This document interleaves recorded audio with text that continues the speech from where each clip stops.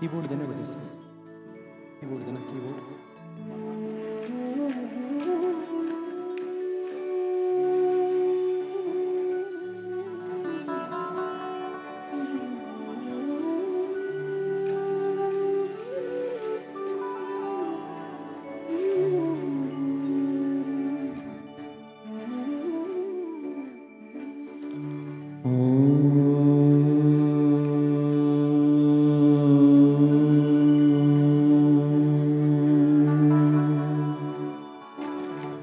नमो भगवते वासुदेवाय।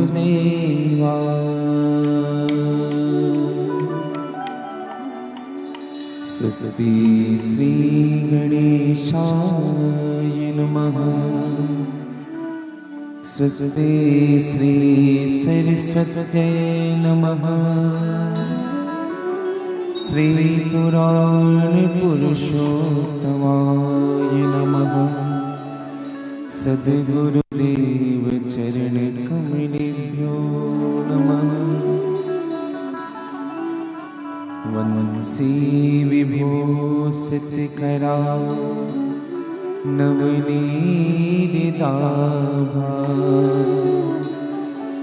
पीताम्बरादरुणबिम्ब फलाधरस्था। पूर्णेन्दुसुन्दरमुखा दरबिम्बनेत्रात्। कृष्णात् परं किमपि तत्त्वमहं न जाने। ध्येयं सदा परिभवग्नभीष्टदोहं।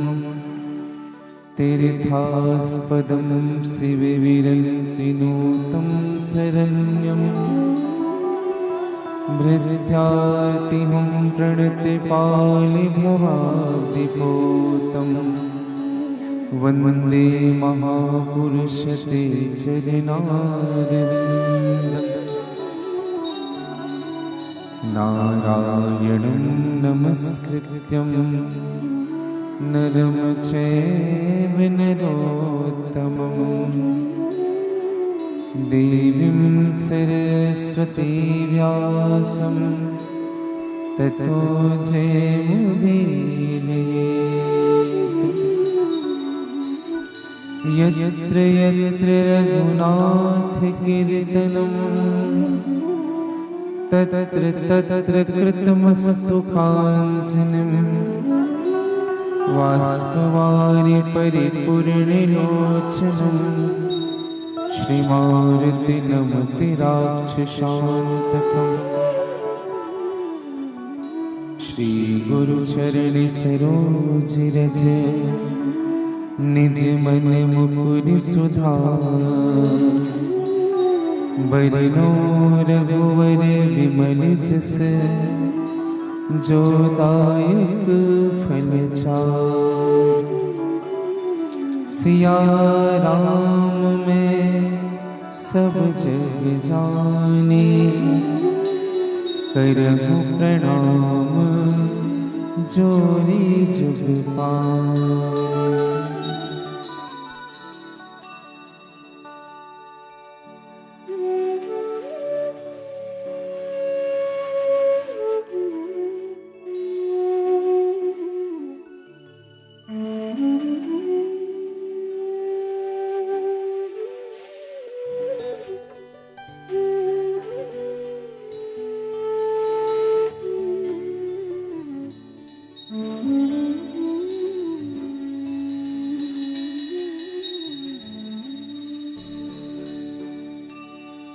जय जय श्री राधा रमण। जय जय नवल किशोर। जय गोपी चित चोर प्रभु। जय जय माखन चोर। श्री वृंदावन बिहारी लाल की जय। श्रीमद्भागवत महापुराण की जय। श्री हनुमान जी महाराज की जय। सद्गुरुदेव भगवान की जय। आदि शक्ति दंतेश्वरी मैया की जय। हिंदू सनातन धर्म की जय। अपने अपने माता पिता की जय। श्री भूलेश्वर महादेव की जय। सब संतन की जय। सब भक्तन की जय। जय जय श्री सीताराम। जय जय श्री राधेश्याम। नमः पार्वते पतये हरे हरे महादेव।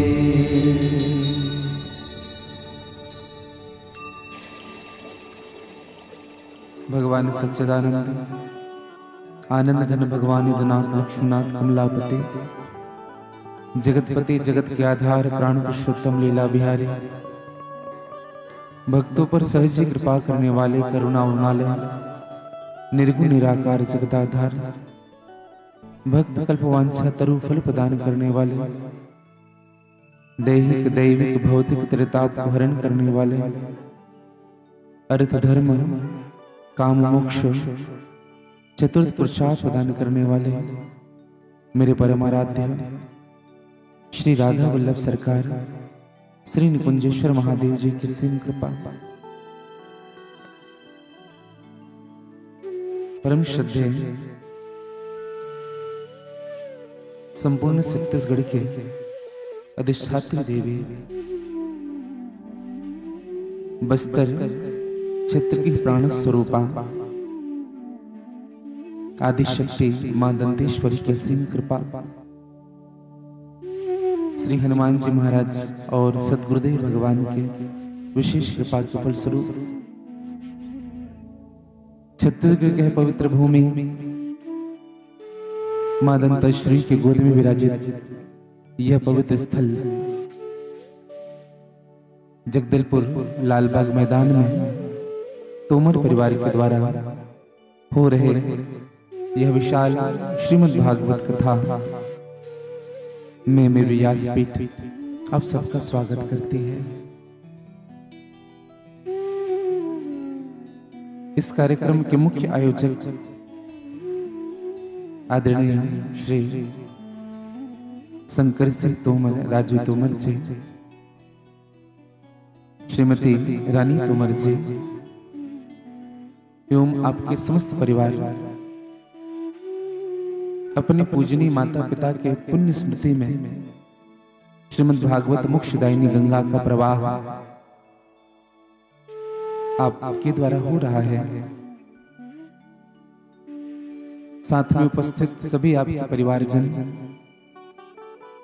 सभी मेरे आत्मा शिष्यगण, भक्तिमय वात्सल्यमयी मेरी माताएं, मेरी बहनें, मेरे भाईजन, विद्वान आचार्यगण, विद्वान संगीतज्ञगण और निकुंजपति चैनल के माध्यम से जितने भी श्रोता श्रीमद् भागवत कथा श्रवण करने के लिए आए हुए हैं, आप सबों को मैं व्यासपीठ से साधुवाद ज्ञापित करता हूँ और आप सबके हृदय में जो मेरे गोविंद के प्रति प्रेम है उनको मैं वंदन करता हूँ, प्रणाम करता हूँ।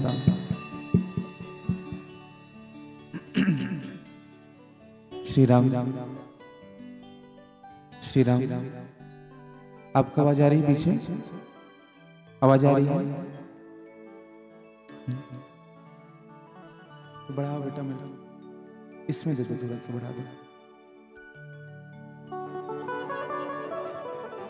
आइए मन वाणी और कर्म की शुद्धि के लिए भगवान के नामों का आश्रय ले। पश्चात जैसे मेरे गोविंद की इच्छा होगी, श्री हनुमान जी महाराज की कृपा होगी और सतगुरुदेव की कृपा होगी, आज की कथा में हम प्रवेश करेंगे। एक बार सभी कह लीजिएगा राधे राधे। थोड़ा जोर से कह लीजिएगा, थोड़ा और जोर से कह लीजिएगा। हाथ ही नहीं उठाना है, और जोर से कहना है।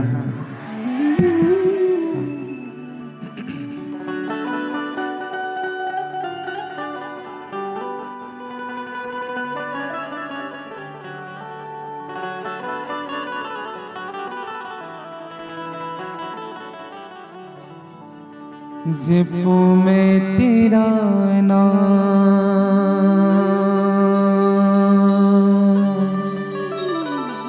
हुआ ठोया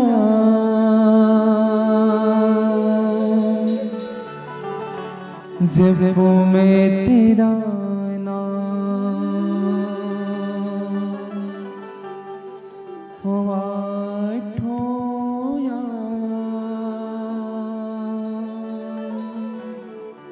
मुझको राधा रमन कर दो ऐसा मगन मुझको राधा रमन कर दो ऐसा मगन।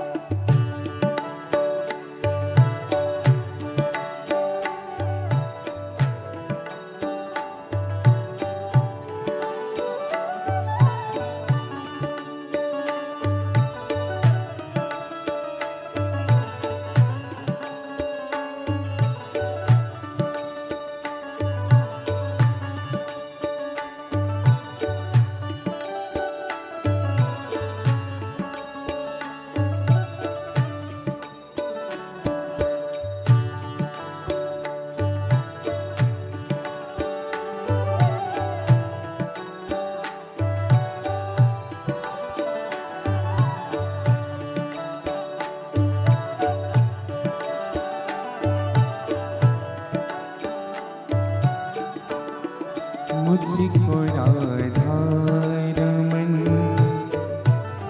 कर दो ऐसा मगन मुझको राधा रमन कर दो ऐसा मगन ओ मुझको राधा रमन कर दो ऐसा मगन मुझको राधा रमन कर दो ऐसा मगन जपू में तेरा नाम हुआ ठोया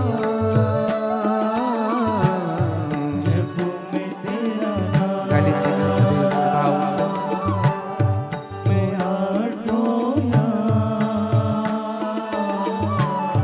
जपू में तेरा नाम हुआ ठोया जपू में तेरा नाम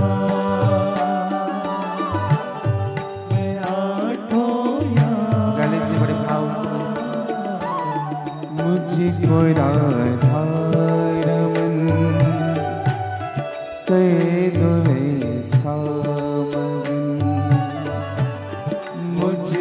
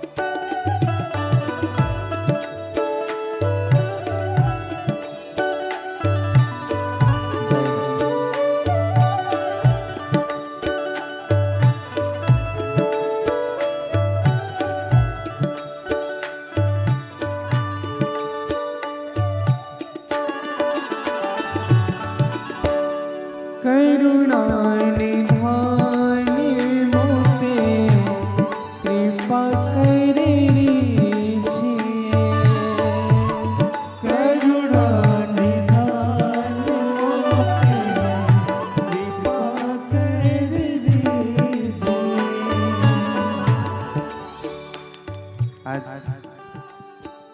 इस दास का जन्म मैं प्रणाम करता हूँ पूजनीय माता पिता को, सद्गुरुदेव भगवान के चरणों को। कल रात से ही मेरी पूरी टीम, मेरे पूरे निकुंज आश्रम के पूरे परिवार ने उत्सव मनाया और आज सुबह से ये उत्सव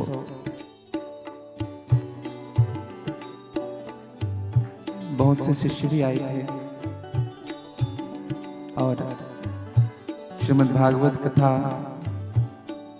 का यह जो पवित्र आयोजन है राजू और रानी जी के द्वारा, पूछा गया था कि गुरुदेव आपके जन्मदिन के उत्सव में क्या कथा हो सकती है।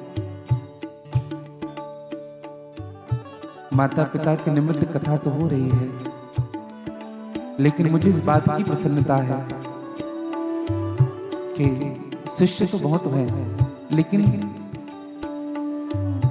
सब समर्पण होता है गुरु के चरणों के प्रति। लेकिन मन में एक भाव आया, गुरुदेव आपके जन्म उत्सव में क्या कथा का आयोजन होगा? और मैंने कहा कि जरूर। और आप सबको विदित होगी, पिछले वर्ष की स्वीकृति मिली थी जब हमारे आत्मीय सभी सनातन धर्म प्रचार महिला मंडल के द्वारा जब ये आयोजन हुआ था, और फिर उस समय से इंतजार बना हुआ था। और मैं भी सौभाग्यशाली हूँ कि ऐसे पुत्र के रूप में ऐसे शिष्य मुझे प्राप्त हुए। और सुबह से ये भाव मेरे हृदय में गूंज रहा था। और सौभाग्यशाली इसलिए भी हूं कि मुझे इतने अच्छे शिष्य मिले। मैं तो एक बात हृदय से कहूंगा, मेरे जितने भी शिष्य हैं ना, मैं शिष्यों का धनी हूं। एक बात व्यासपीठ से भी कहूंगा, मेरे जितने संगीतज्ञ हैं, मेरे जितने पंडित जन हैं, आचार्य वृंद हैं, भगवान राधे निकुंज आश्रम की सेवा में जितने भी मेरे परिवार जन हैं, इन सबका सहयोग, चाहे मेरे लाइव वाले, आप सबका सहयोग मुझे सदैव मिलता रहा है। और जिनके कारण मैं ठाकुर की सेवा करने का प्रयास कर पा रहा हूं। मैं भगवान से प्रार्थना करूं कि हे नाथ, ऐसा ही प्रेम, ऐसे ही करुणा आपकी कृपा के माध्यम से होती रहे। इसलिए आज मन में भाव सुबह से गूंज रहा था कि आज मैं प्रभु को प्रारंभ में ही बैठ करके इस भजन की पुष्पांजलि अर्पित करूंगा।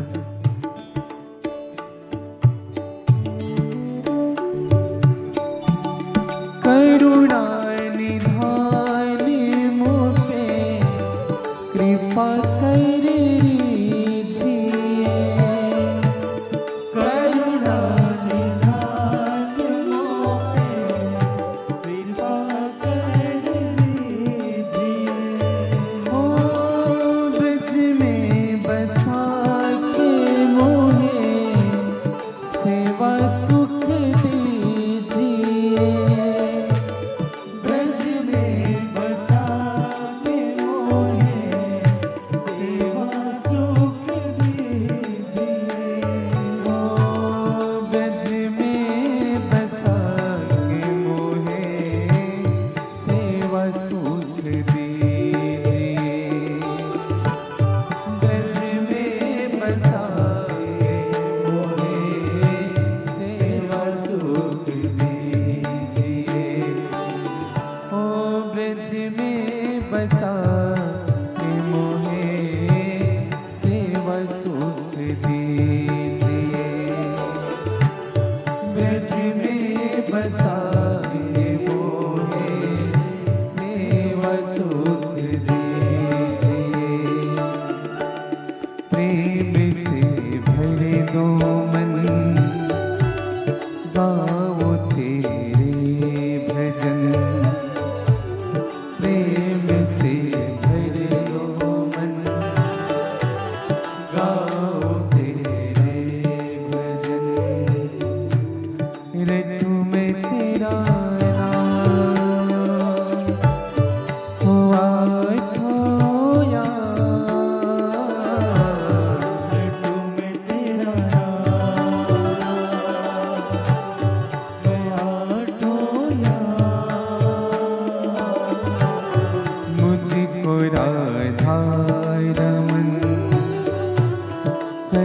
दो ऐसा मगन, मुझको राधा रमन कर दो ऐसा।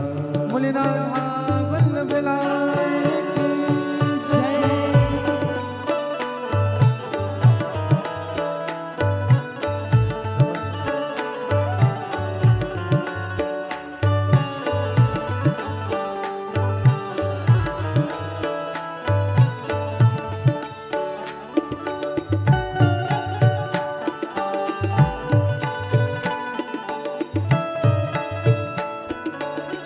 सभी गा लीजिएगा बड़े भाव से।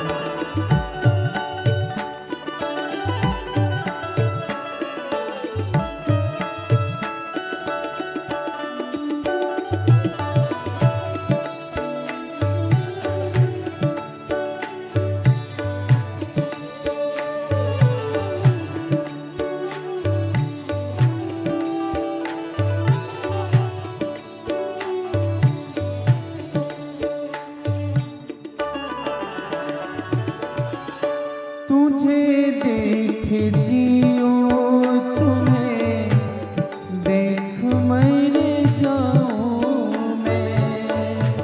तुझे देख जियो, तुझे देख मर जाऊं मैं। जन्म जन्म तेरा दास कहाँ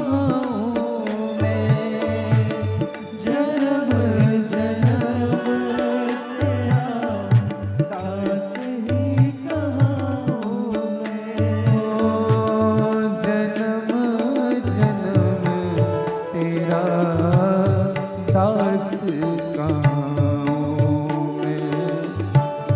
जन्म जन्म तेरा दास कहूँ मैं।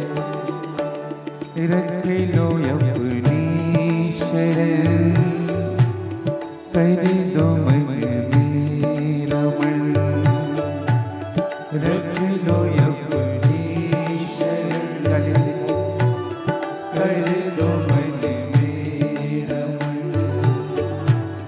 रख लो अपनी शरण, कर दो मन मेरा मन। रख लो अपनी शरण, कर दो मन मेरा मन। जब मैं तेरा नाम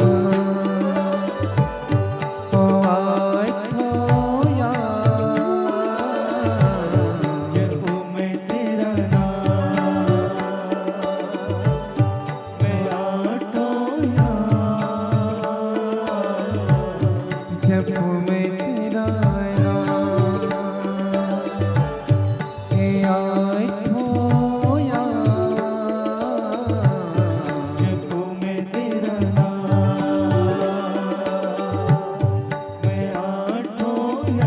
बड़े भाव से। मुझको राधा रमन कर दो ऐसा मगन। मुझको राधा गाने से बड़े भाव से कर दो ऐसा।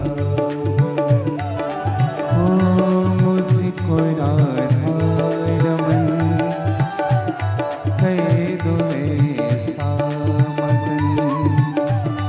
मुझको राधा गाने से कर दो ऐसा। ऐसे ही हाथ पसार करके थोड़े अंदर मस्ती के साथ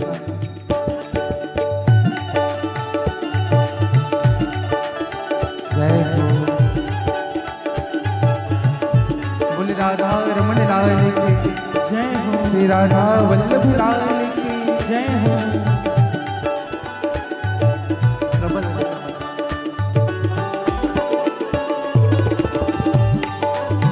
जय हो।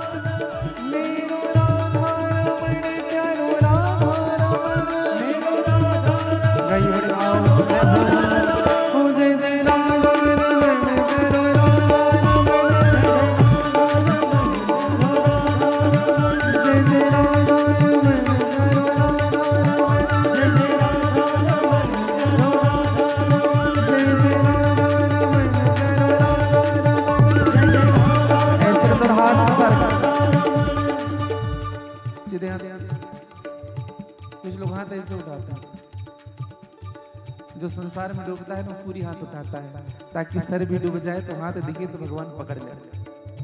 जय जय राधा रमण प्यारो राधा रमण,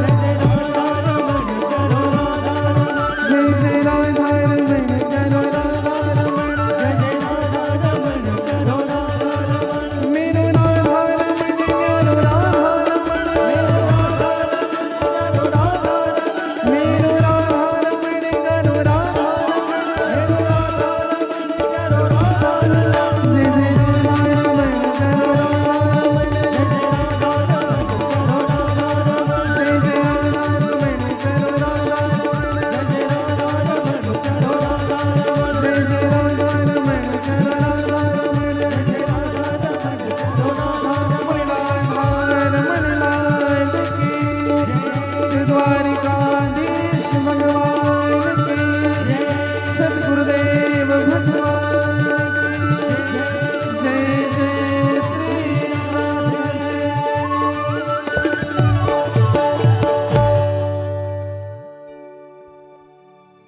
जपू मैं तेरा नाम हुआ ठोया, मुझको राधा रमन कर दो ऐसा मगन, मुझको राधा रमन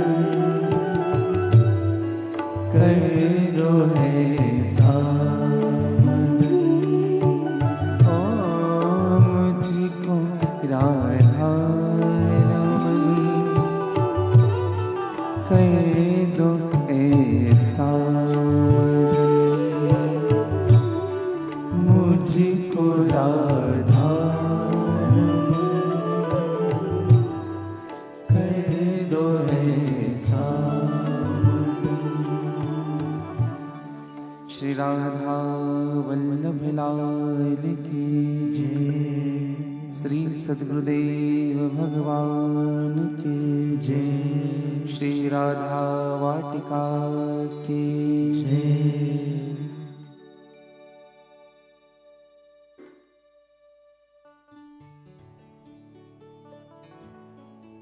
बल जाऊं सदा इन नैनन में, बलिहारी छटा पे मैं होता रहूं, कभी भूलो न नाम तुम्हारा प्रभु, चाहे जागृत स्वप्न में सोता रहूं, हरे कृष्ण पुकारा करूं, मुख आंसुओं से नित्य धोता रहूं, ब्रजराज तुम्हारे वियोग में मैं बस यूं ही निरंतर रोता रहूं। बोलिए भक्त वत्सल भगवान की जय। श्रीमद् भागवत कथा रूपी यह पवित्र सत्संग आज आप और हम सबको भगवान की शरणागति का अवसर मिला। कथा का द्वितीय दिवस। शरणागत का आशय क्या है जीवन में? किसे कहते शरणागत होना? शरणागत का आशय होता है भैया, जीवन में आर्त भाव से भगवान के सन्मुख हो करके अपना संपूर्ण जीवन भगवान के चरणों में समर्पित कर देना ही शरणागति है। और भगवान का एक नाम है शरणागत वत्सल। वत्सल का मतलब क्या होता है? वत्सल किसे कहते हैं? जो गौ माता होती है ना, उनको वत्सला कहते हैं। ध्यान से सुनेंगे, गौ मां को वत्सला कहते हैं। गौ का जो बछड़ा होता है ना, उनको वत्स कहते हैं। आप देखेंगे गौ माता जब बछड़े को जन्म देती है तो अपने जीभ की चाटन से उस बछड़े के शरीर में लिपटी हुई मैल गंदगियों को अपने जीभ के चाटन से साफ करती है और साफ करके उस बछड़े को शुद्ध कर देती है, साफ कर देती है। इसलिए गौ मां को वत्सला का शब्द, वत्सला की उपमा दी गई। और भगवान को वत्सल कहते हैं, भक्त वत्सल। हमारे भी हृदय में खूब मल भरा हुआ है। कहीं काम है, कहीं क्रोध है, कहीं द्वेष है, कहीं लोभ है, कहीं अहमता का है, कहीं ममता का है, कहीं पद का है, कहीं प्रतिष्ठा का है, कहीं सम्मान का है। हाँ, ये सब गंदगियां हृदय में है। जब हम भगवान के चरणों में शरणागत हो जाते हैं तो भगवान हमारे सभी मैल को अपनी कृपा के चाटन से समाप्त कर देता है और हमको शुद्ध कर देता है। और जब यह जीव शुद्ध होता है तभी यह जीव भगवान के सन्मुख जाकर के बैठने योग्य हो पाता है, बैठ सकता है। आप और हम सब बड़े भाग्यशाली हैं कि आप और हम सबको श्रीमद् भागवत कथा रूपी गंगा में गोते लगाने का अवसर मिल पा रहा है। जीवन में सब चीज मिलेगा, लेकिन ये अवसर बहुत कम मिलेगा। सुंदर पद भी मिल जाएगा, प्रतिष्ठा भी मिल जाएगा। गोस्वामी जी ने बड़ी सुंदर बात कही, राज्य भी मिलेगा, हाथी घोड़े भी मिलेंगे, खूब धनवान बन जाएंगे। तात मिले, पुनि मात मिले, भाई भी अच्छे अच्छे मिलेंगे, माँ भी अच्छी मिलेगी, पिता भी अच्छे मिलेंगे। तात मिले, पुनि मात मिले, सुत भ्रात मिले, जुबती सुखदाई, मित्र भी अच्छे अच्छे मिलेंगे। यहां तक से राज मिले, गजबाज मिले, सब साज मिले, मलवांछित पाई। राज्य भी मिल जाएगा आपको। कहीं के मंत्री बन जाएंगे, कहीं के विधायक बन जाएंगे, कहीं के सांसद बन जाएंगे। राज्य भी मिलेगा आपको।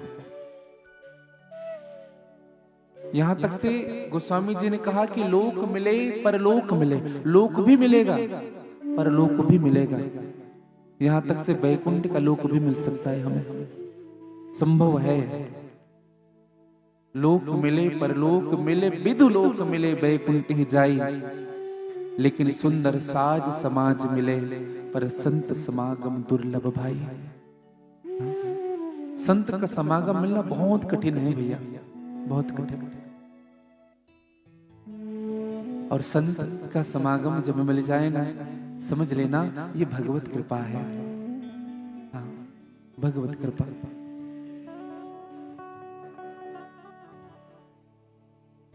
एक संत ने तो बड़ी सुंदर बात कही, संत समागम हरि कथा तुलसी दुर्लभ दो। दो चीजें संसार में बहुत दुर्लभ है अगर हम समझ रहे हैं, एक संत का समागम और दूसरा भगवान की कृपा। संत समागम हरि कृपा तुलसी दुर्लभ दो, सुत दारा और लक्ष्मी तो पापी के घर भी हो। सुंदर स्त्री, पैसे, पद तो एक पापी भी कमा लेता है। हाँ, ये दुर्लभ है भैया। और ये सत्संग अगर हमारे जीवन में है तो ये भगवत कृपा ही समझिएगा। कल हमने श्रीमद् भागवत कथा के महत्व का आश्रय लिया और मैं निवेदन करूं, ये जो महत्व की जो चर्चा है भागवत जी की, हम जो धुंधकारी और गोकर्ण की कथा सुनते हैं, ये भागवत जी की कथा नहीं है। दरअसल ये पद्म पुराण की कथा है। पद्म पुराण के 6 अध्यायों से ये कथाएं निकाल दी गई है महत्व की चर्चा। पहले महत्व की बात की गई। हाँ, अगर किसी व्यक्ति के महत्व हमको अगर पता ना हो तो उनका सम्मान और अपमान कैसे होगा। जैसे कई लोगों ने हमारी राष्ट्रपति द्रौपदी मुर्मू जी को नहीं देखा है। अगर जिन्होंने नहीं देखा, वो अगर बगल में आकर के राष्ट्रपति बैठ जाए तो हम पहचानेंगे, तब तो स्वागत करेंगे। अगर नहीं पहचानेंगे तो जैसे सबके साथ व्यवहार कर रहे हैं वैसे उनके साथ व्यवहार होगा। आशय क्या, जब तक किसी चीज की महत्ता हमको पता नहीं होगी, महत्व पता नहीं होगा, तो हम उनका सम्मान उस भाव से नहीं कर सकते। जब तक किसी व्यक्ति के गुण हमको पता नहीं होंगे। हाँ। इसलिए गोस्वामी जी ने बड़ा सुंदर सूत्र दिया, जाने बिना न हुई प्रतीति। बिना जाने प्रतीत नहीं होता है और बिन प्रतीति हो ही नहीं प्रीति। जब तक हम नहीं जानेंगे तब तक से प्रतीत नहीं होगा, और जब तक से उनके प्रति प्रतीत नहीं होगा, अर्थात अच्छे से नहीं जान पाएंगे, तब तक से उनके प्रेम नहीं हो पाएगा। प्रेम। और श्रीमद् भागवत की कथा प्रेम शास्त्र है। प्रेम शास्त्र। हर व्यक्ति किसी ना किसी रस में फंसा हुआ है। हर व्यक्ति। किसी को श्रृंगार अच्छा लगता है। देखो, भगवान ठाकुर जी रखने के कई भाव हैं। अगर 10 लोग अपने अपने घर में मेरे लड्डू गोपाल रखे हैं तो सबके अलग अलग भाव हैं। कोई ठाकुर जी को खूब श्रृंगार करता है, सजा धजा करके रखते हैं। अच्छा, कोई लोग ठाकुर जी को क्यों रखते हैं? सेवा के लिए। उतना अच्छा सजाते नहीं है, समझिएगा, लेकिन सेवा जरूर होती है उनकी। समय में उठाना, समय में सुलाना, समय में खिलाना, समय में पिलाना। हाँ। अभी इससे पहले शिवपुराणी की कथा चल रही थी, क्षमा चाहूंगा, तिल्ला नेवरा अभी बिलासपुर के पास भागवत जी की कथा चल रही थी, तो एक साव परिवार से माता जी पधारे और उन्होंने हमें ये एक वस्त्र दिया। ठाकुर जी के लिए 2-4 वस्त्र बना करके लाए थे और कथा भी सुनती थी, सामने बैठी रहती थी। और मैंने देखा अपने हाथों से उस वस्त्रों में ना जड़ी लगाती थी तो मोती लगाती थी। हमारा ध्यान बार बार जाता था। जब कथा के विश्राम दिवस में हुई तो हमारे आज ठाकुर जी जो पहने हुए हैं वो पूजनी माता जी का, तो उन्होंने कहा कि महाराज जी ये ठाकुर जी के लिए। हाँ। और बिछाने की आसन कुछ कुछ चीजें दी। तो हमने कहा कि माता जी आपका, बोले बस एक ही भाव होता है कि हमारे ठाकुर जी बड़े सुंदर लगे बस। हाँ। उनको जितना अच्छा सजा ले, जितना अच्छा श्रृंगार कर ले। उनके साथ एक और माता जी आई थी, आंगनबाड़ी की कार्यकर्ता थी वो। तो उन्होंने कहा, बात कही कि गुरुजी भगवान की सेवा कैसी करनी चाहिए। हमने कहा मैं आप कैसी करती हैं? तो उन्होंने कहा हम जब उठते हैं तो हम उठ के स्नान कर ले, फिर ठाकुर जी को उठाते हैं। और फिर गर्म पानी करके तो ठाकुर जी को स्नान कराते हैं। फिर सुबह वैसा श्रृंगार नहीं करते, उनको बढ़िया खिला पिला लेते हैं, भोग कर लेते हैं। उनके बाद उनको कहीं जाना हो तभी राज्य से श्रृंगार करके लेके जाते हैं। वैसे संध्या को फिर से दूध का भोग लगाते हैं। गृहस्थ है महाराज जी, ज्यादा तो नहीं कर सकते, दूध का भोग लगाते हैं। और रात्रि में खस की जो सीसी होती है, ठंडी के दिनों में भगवान में खस के इत्र की सेवा होती है। अभी ठंडी प्रारंभ हो गई है, आप बिहारी जी में जाकर के देखेंगे, राधा वल्लभ जी में जाकर के देखेंगे, तो उन्होंने कहा खस की सीसी की सेवा होती है महाराज जी। बस 5 मिनट उनके चरण दबाते हैं, ऐसे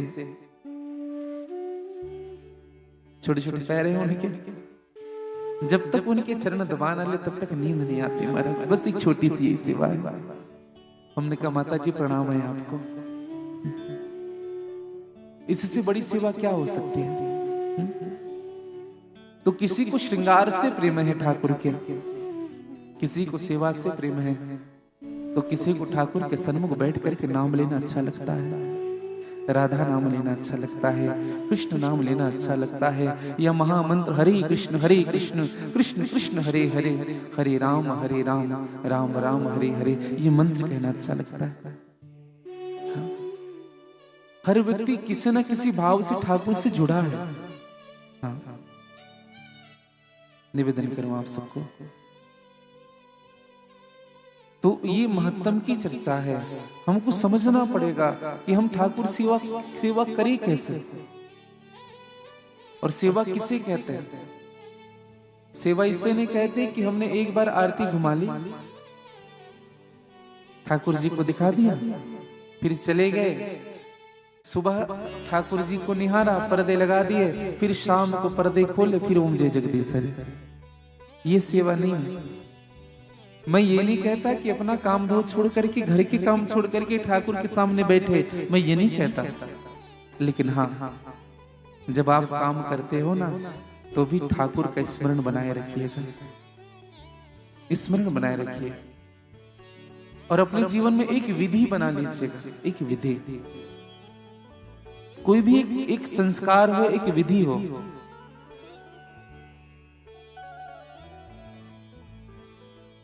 संत ने बड़ी सुंदर बात कही, जो व्यक्ति कोई एक नियम लेकर के ठाकुर की सेवा करता है, अगर वह नियम 12 साल तक वो रेगुलर करता है, समझिएगा, एक नियम 12 साल तक रेगुलर करे, तो फिर ठाकुर जी उनको प्रत्यक्ष रूप से दर्शन देते हैं, प्रत्यक्ष भाव से। एक घटना मैं आपको बताऊं। एक संत हुए कृष्णदास जी महाराज, उनका नित्य का नियम था कि ठाकुर जी के मंदिर जाते थे, उनके लिए हार बना के ले जाते थे। एक संत से उन्होंने सुना था, 12 वर्ष तक अगर मैं यह नियम करूंगा तो भगवान स्वयं मेरे घर आएंगे। प्रतिदिन जाता था, ठाकुर जी को माला पहनाते थे और बोल करके आते थे, प्रभु हाँ, माला पहनाते पहनाते 6 महीने हो गए, अब 11.5 साल ही और बचा है। फिर यही सेवा चलती रही। फिर जब जाते थे, प्रभु 9 साल और बचा है, हाँ ध्यान रखना। सेवा निरंतर चलती रही। 1 वर्ष जब बचा तो भगवान को जब माला पहनाते थे ना, तो कहते थे, प्रभु ज्यादा दिन नहीं आई, अब आप हमारे घर आएंगे। क्योंकि संत के वचन पर उनको भरोसा था। 11 वर्ष 11 महीने बीत गए, 1 महीना बचा। आज तो नाचते हुए गया, माला पहनाया और नाचने लगा, प्रभु 1 महीना और है बस, फिर आप मुझे दर्शन देंगे। आज 12वें वर्ष का अंतिम दिन है, अंतिम दिन। विचार कर रहा है कि आज मैं पहनाऊंगा, फिर भगवान मेरे घर खुद आकर के माला पहनेंगे। जैसे संत ने कहा था, माला पहनाए, प्रणाम किया और घर आ गया। सुबह माला पहनाए थे भैया, और जब वो घर आकर के बैठे तो मन में एक भाव आया, अब आएंगे ठाकुर जी। सुबह से बैठे रहे, बैठे बैठे 10 बज गया। 6 बजे माला पहनाए क्या थे, 4 घंटा हो गया। उन्होंने सोचा भगवान का कोई और काम होगा, काम निपटा करके आएंगे, इतनी हड़बड़ी हम क्यों करें, जब इतने इंतजार किए हैं तो कुछ देर और नहीं से। 10 बजे से 2 बज गया, फिर भी अपने आप को समझाया। और 2 से जब आगे होने लगा, जब 4 और 5 बजने लगे ना, तो खुद को कोसता था, कितना पागल है तू। तो उस निर्मोही की सेवा करता था, जिनको गोपियों को छोड़ने में, अपने माँ बाप को छोड़ने में 1 सेकंड नहीं लगे, तो उससे प्रेम करता था। जो स्वयं श्री राधा जी की नहीं हुई तो तुम्हारा क्या होगा। भूल जा कृष्णदास उनको, भूल जा उनको, मत कर सेवा उनके। हाँ, आज तो 56 प्रकार का भोग बना करके बैठे थे कि जब भगवान आएंगे तो मैं इनको पवाऊंगा। तरह तरह के व्यंजन घर में बने हुए हैं, तरह तरह के सुगंध आ रहे हैं। कृष्णदास ने एक क्षण भी विलंब नहीं किया। कृष्णदास उस पूरे भोग को एक वस्त्र में बांधा, एक कपड़े में बांध करके अपने कंधे पर उठा करके कृष्णदास चले हैं। कहां जाए हैं? अब मैं यहां नहीं रहूंगा, वृंदावन। तो कहां जाओगे? बोले बरसाना जाऊंगा। हाँ, क्योंकि अब मैं बरसाना राधे जी के चरणों में जाऊंगा। बैठ जा बेटा, ब्रज ब्रज ब्रज।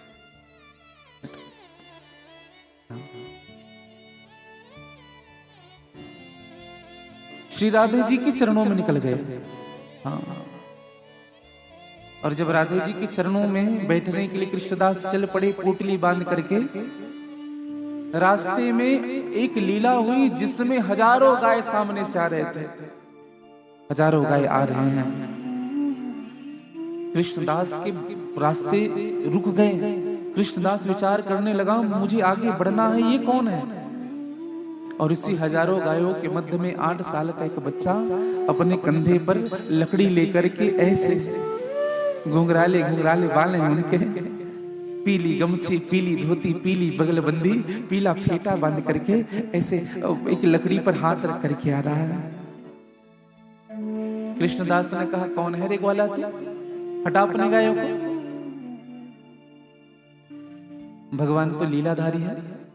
भगवान ने कहा, देखो बाबा, अगर गलती से भी जबरदस्ती जाने की कोशिश करोगे ना तो गाय चढ़ जाएगा तुम पर, और इतने गाय हैं, प्राण बचेगी नहीं तुम्हारी। मौन हो गया, रुक गया। कहा कि गाय को निकलने दो, फिर कितने समय लगेंगे? बोले तो 2-3 घंटे तो लग जाएंगे इन सबको निकलने में। कृष्णदास ने कहा, ये छलिया क्या कम था कन्हैया, जो इस ग्वाले को और भेज दिया। ग्वाले ने कहा, बाबा क्या हुआ? कहा, 4 दिन से कुछ नहीं खाया और आज भी नहीं खाया। सुबह से उस छलिए का इंतजार कर रहा हूं। वो एक बार आएंगे, मैं उनको खिलाऊंगा, एक बार आएंगे उनको खिलाऊंगा। इतना भूखा हूं ना मैं। यही स्थिति बनी रही ना तो मेरे प्राण निकल जाएंगे। तो उस ग्वाले ने कहा कि क्यों सोच रहे बाबा, इतना क्यों सोचते हो? तुम्हें भी भूख लगी है और मुझे भी बड़ी भूख लग रही है। ला अगर कुछ हो तो आप बांट मिल के खा लेते हैं। उस ग्वाले को बिठाया। कृष्णदास ने कचौड़ी, पूरी, गाजर के हलवे और खीर बनाए थे। उसी कचौड़ी और खीर को उस ग्वाले को कहा, ले खा। ग्वाले ने कहा, मैं कैसे खाऊं, मेरे हाथ में तो गोबर लगे हैं। तू खिला दे तो बड़ी कृपा होगी, क्योंकि हाथ में गोबर है, हाथ मेरे सने हुए हैं। कृष्णदास अपने हाथों से उनको खिलाते हैं। दर्शन करिएगा, ये ग्वाला कोई और नहीं, मेरे ठाकुर ही है। खाते थे, खाते खाते ना भगवान की आंख भर आए, अश्रु निकलने लगे। कृष्णदास ने कहा, क्यों रो रहे हो? क्या हो गया तुम्हें? भगवान ने कहा, आज मुझे याद आ रहा है, प्रतिदिन तुम मुझे हार पहनाते थे, आज हार और नहीं पहनाओगे क्या? फिर मुझे हार कौन पहनाएगा प्रातः 5:30 बजे आकर के? कृष्णदास जो खा रहे थे उस कचौड़ी को निगल नहीं पाए, अटकी की अटकी रह गई है, आंख से अश्रु बहने लगी। तुरंत खड़ा हुआ, कौन है आप? भगवान ने हाथ पकड़ लिया उनका, कहा कि मैं ही हूं जिनका इंतजार तुम कर रहे थे। हाँ। कृष्णदास चरणों को पकड़ लिया, प्रणाम किया, पोटली जो खुली हुई थी उन सबको बांध लिया, अपने कंधे पर उठा करके अब तो जाने लगे। बोले कहां जा रहे? बोले बरसाने जा रहा हूं।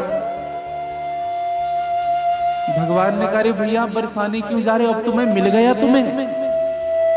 कृष्णदास ने कहा अब मैं समझ गया, केवल बरसाने के नाम से आप दौड़ करके मेरे सामने आ गए। अगर मैं राधा रानी के चरणों में जा करके बैठ जाऊं तो आप तो मेरी सेवा करेंगे।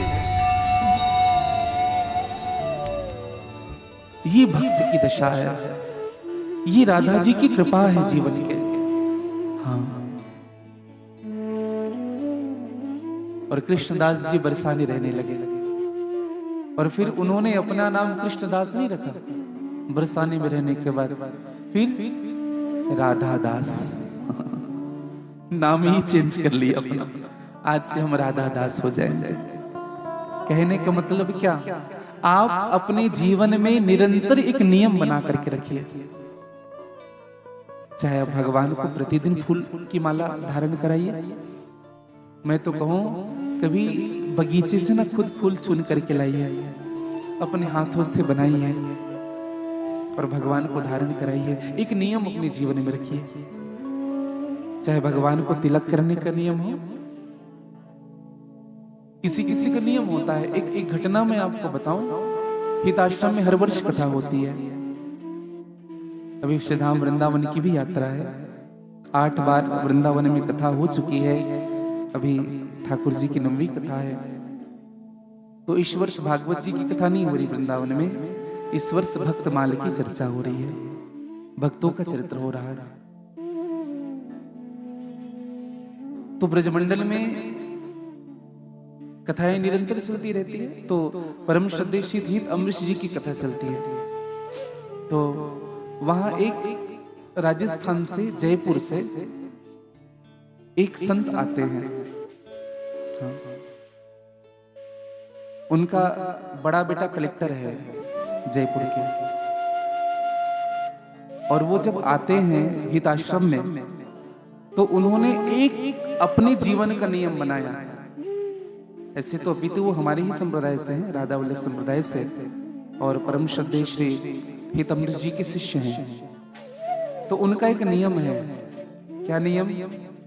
अभी महाराज जी की कथा लगभग हिताश्रम में महाराज जी 8-9 साल हो गया होगा निरंतर जो चल रही होगी,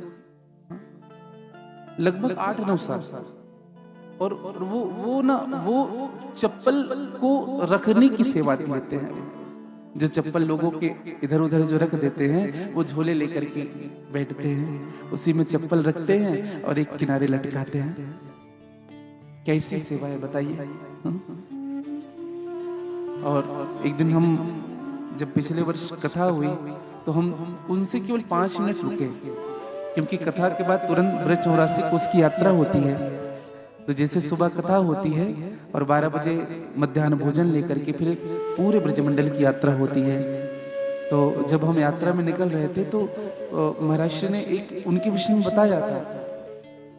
तो हम उनसे मिले और उनसे मिल करके जो हमें सुख मिला मैं बता नहीं सकता। उन्होंने एक बड़ी सुंदर बात कही कि महाराज जी, धन मिलना, प्रतिष्ठा मिलना, धन मिलना ये एक कोने में है, लेकिन इन संतों की सेवा, चरण पादुका की सेवा जब से मैं कर रहा हूं तब से मेरे जीवन में खूब सुख मिल रहा है। मुझे खूब शांति मिल रही है। एक बात कहूं आप सबसे, जीवन में ना बहुत कुछ मिलेगा, बहुत कुछ मिलेगा। लोग आपके आगे पीछे घूमेंगे, खूब सम्मान करने वाले होंगे, लेकिन आपको शांति देने वाला तो कोई संत ही हो सकता है। हाँ, आपको संतुष्ट करने वाला मानसिक रूप से, क्योंकि आर्थिक रूप से संतुष्टता नहीं होती, मानसिक रूप से संतुष्ट करने वाला कोई संत ही हो सकता है। हाँ, तो मैं निवेदन करूं, एक नियम हमारे जीवन में हो, गुरु मंत्र का नियम आप अपने जीवन में धारण करके रखिएगा। अगर गुरु मंत्र नहीं कर पा रहे हैं तो राधा नाम लीजिए, राधा राधा राधा राधा राधा, कृष्ण कृष्ण कृष्ण कृष्ण कृष्ण, शिव शिव शिव शिव। आपको जो नाम प्यारा है आप उस नाम को निरंतर लेते रहेंगे। मैं सत्य कहता हूं, आपका मन कहीं इधर उधर जाएगा नहीं। इसलिए श्रीमद् भागवत की कथा में कुछ नियम बताए गए हैं। हाँ? सूत जी महाराज ने बड़ी सुंदर बात कही। ये भागवत क्या है? चार लोगों को भागवत की उपमा दी गई है। जो भगवान का हो जाए उनको भागवत कहते हैं। भगवान के भक्त का नाम भागवत है, भगवान के निवास का नाम भागवत है, और भगवान के उपदेश का नाम भागवत है। अगर भगवान की सच्ची श्रद्धा हृदय में है ना, तो भगवान यह भी नहीं देखते हम कितने वर्ष के हैं, हम ये नहीं देखते कि भगवान हम कौन सी जाति के हैं, यह भी नहीं देखते कि हम कितने पढ़े लिखे हैं। हाँ, सच्ची श्रद्धा हो जीवन में। हाँ। और श्रीमद् भागवत कथा हमारे जीवनों को मंगलमय बनाता है। बस एक ही सूत्र समझिएगा, श्रीमद् भागवत की कथा में सबसे पहला योग प्रारंभ हुआ है तो वह है निष्काम कर्म योग। कौन सा योग? निष्काम कर्म योग, जो हमको निष्कामता सिखाते हैं। अच्छा, भगवान की सेवा निष्काम भाव से करें कि सकाम भाव से? सुख किस में मिलेगा बताइएगा? तोमर जी, निष्काम भाव से ना। सकाम भाव से अगर हम करेंगे भगवान की सेवा तो वो इच्छा पूरी हो जाएगी, फिर भगवान से दूर हो जाएंगे। अच्छा प्रभु, अच्छा किया आपने कर दिया, मैं चाह ही रहा था कि बेटी की नौकरी लग जाती, शादी हो जाती, अब पलट के नहीं देखेंगे भगवान को। हाँ, ये सकामता है जीवन की। और निष्कामता किसे कहते हैं भैया? प्रभु मैं आपके लिए कर रहा हूं। निष्काम भाव का सबसे बड़ा उदाहरण जेहि विधिनाथ हो ये हित मोरा। प्रभु आप वो दीजिए जो आप चाहते हैं, आप वो मत दीजिए जो मैं चाहता हूं। और मैं सत्य कहूं आपको, आप वो मांगिए भगवान से जो भगवान चाहते हैं, आप वो मत मांगिए जो आप चाहते हो। फिर भगवान चाहते हैं वो जब आपको मिलेगा तो वो सब कुछ होने लगेगा जो आप चाहते हो। सब कुछ होगा, बस निष्काम जीवन में हो। एक व्यक्ति ने हमसे प्रश्न किया कि गुरुजी, पहले भगवान खंभे से प्रकट हो जाते थे कि नहीं? भक्त प्रहलाद के लिए खंभे से हुए प्रकट? पहले भगवान प्रकट होकर के आ जाते थे। ध्रुव के लिए, प्रहलाद के लिए, आजकल क्यों नहीं आते? आजकल भी आना चाहिए। क्यों? वैसा भक्ति नहीं रहा। हमने कहा सब तो ठीक है, लेकिन एक बात बताएं, भगवान ना एडिटेड हो गए हैं भक्तों से। किस चीज से एडिटेड हो गए हैं? जब भी भगवान सामने आए मांगना शुरू। अगर किसी को पता चल जाए ना कि कल मेरी माँ दंतेश्वरी मंदिर छोड़ करके आएगी लाल बाग मैदान में, जिनको जो मांगना है वो मांग ले, तो आदमी रात भर जग करके नाम नहीं लेगी मैया का, लिस्ट बनाएगा। क्या क्या क्या क्या हम मैया से मांगेंगे, और रात भर इसलिए नहीं सोंगे कुछ चीज छूट तो ना जाए। ये एक सत्य कर्म है आपको। जब भगवान सामने आए तो, और हमें ऐसा लगता भी है कि भगवान से हम जब बार बार मांगते हैं, भगवान भी हमसे कहते हैं कि अब नहीं, अब सामने नहीं आऊंगा। एक उदाहरण से समझेंगे आप जब रास्ते पर जब गाड़ी से जाते हैं तो जब रेड सिग्नल जलता है तो आप अपनी गाड़ी रोकते हैं। तो आप देखेंगे जब आपकी गाड़ी रुकेगी ना तो दो चार मांगने वाले आते हैं। और हम क्या करते हैं, अपने कार का कांच चढ़ा देते हैं, फिर वो खटखटाता है, फिर भी हम कांच नहीं खोलते, हम जानते हैं वो मांगेगा। ऐसे ही करते हैं, हाँ कि ना? अच्छा विचार करिएगा, हमें ऐसे ही लगता है कि जब हम भगवान के सामने, जब कोई भक्त जाता है ना, भगत नहीं कहूंगा, जब लोग जाते हैं ना भगवान के सामने, तो हाथ जोड़कर प्रभु ये दे देना, प्रभु ये दे देना, प्रभु ये दे देना। और जैसे मंदिर के बाहर निकल, अरे मैंने तो बेटी की शादी के लिए कुछ कहा ही नहीं, फिर दौड़ करके जाएंगे, भगवान से मांगेंगे, खूब मांगेंगे। हमें लगता है भगवान भी इसीलिए ना कांच चढ़ा करके बैठ गए हैं, अब कुछ नहीं मिलेगा तुम्हें। जब मेरे सामने आता है तब याचना करता है, तब तक मांगता है तू, इसलिए मांगिए मत भगवान से। और इसलिए भागवत जी का मुख्य विषय है निष्काम योग। कुछ मत मांगिए, प्रभु मैं आपसे नहीं, मैं आपको चाहता हूं, मैं आपसे नहीं आपको चाहता हूं। और जिस दिन ये भाव पुष्ट हो जाएगा, प्रभु मुझे आप चाहिए। अच्छा विचार करिएगा, भगवान आपके जीवन में आ जाए, फिर और किस वस्तु की कमी होगी आपके जीवन में?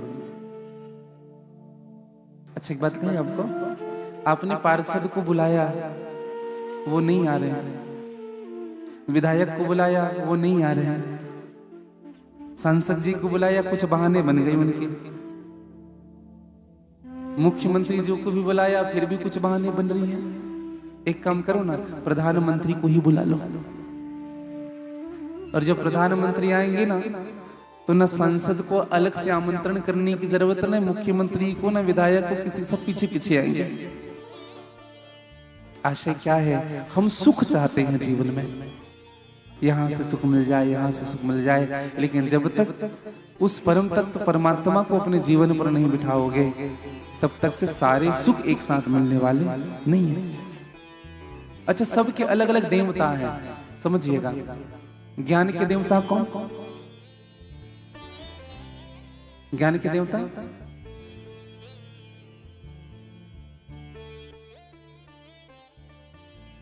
कौन है? ज्ञान के देवता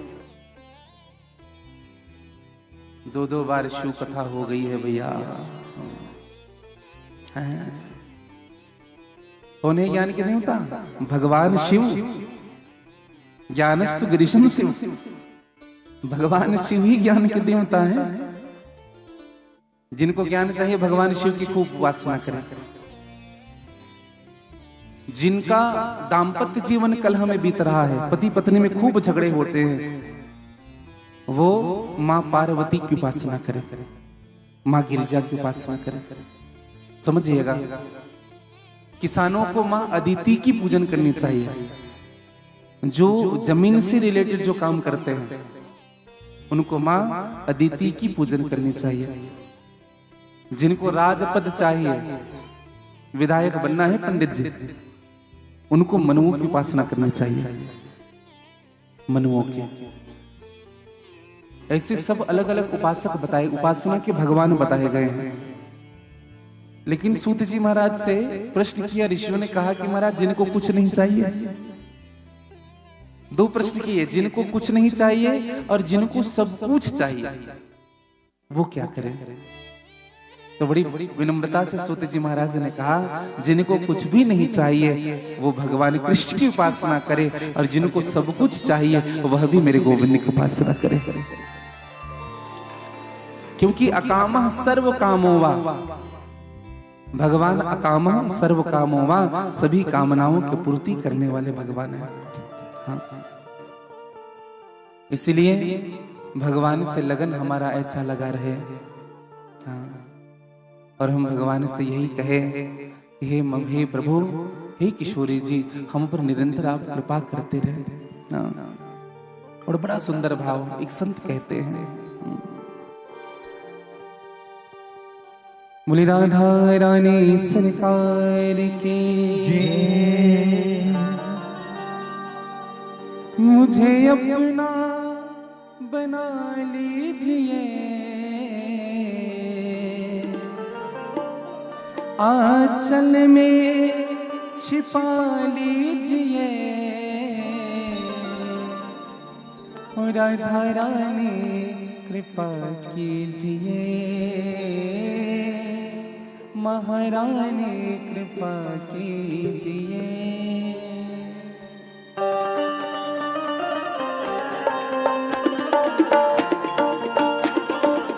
गाली जल्द भाव से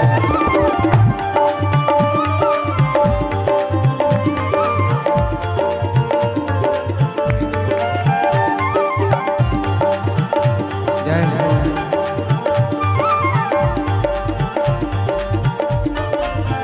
राधा रानी कृपा कीजिए, राधा रानी कृपा कीजिए, राधा रानी कृपा कीजिए, राधा रानी कृपा कीजिए।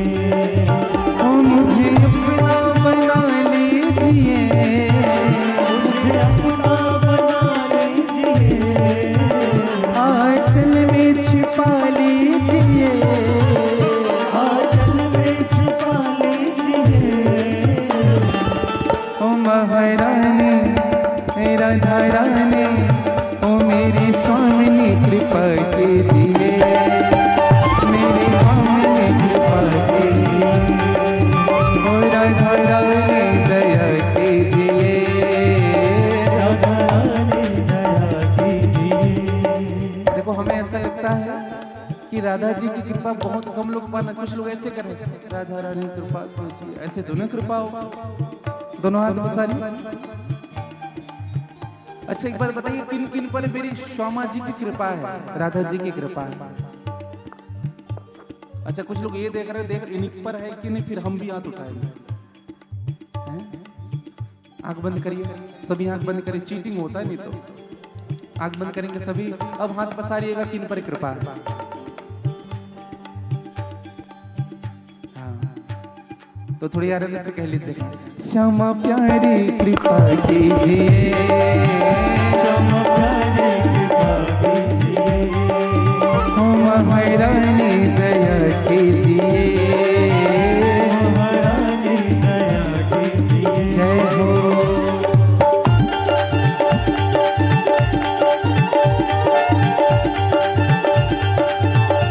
जय हो।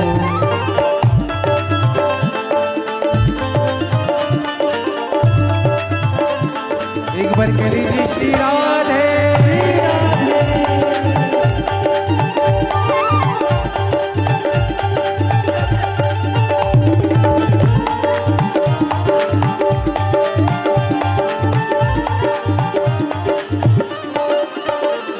पलकों के सिंहासन में मैंने तुझको बिठाया है, पलकों के सिंहासन में मैंने तुझको बिठाया है, पलकों के सिंहासन में मैंने तुझको बिठाया है, सिंहासन में मैंने तुझको बिठाया है।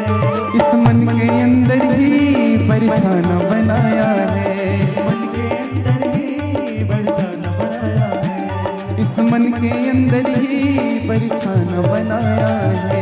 मन के अंदर ही बरसाना बनाया है। ओ पलकों के सिंहासन पे मैंने तुझको बिठाया है, पलकों के सिंहासन पे मैंने तुझको बिठाया है, इस मन के अंदर ही बरसाना बनाया है। मन के अंदर ही बरसाना बनाया है। ओ इसमें आकर रहा कीजिए, इसमें आकर रहा कीजिए, ओ इसमें आकर रहा कीजिए। आकर रहा कीजिए। गाइए बड़े भाव से, ओ मेरी श्यामा कृपा कीजिए, मेरी श्यामा ओ राधा रानी दया कीजिए, राधा रानी गा लीजिए थोड़ी आनंद से बड़े भाव से।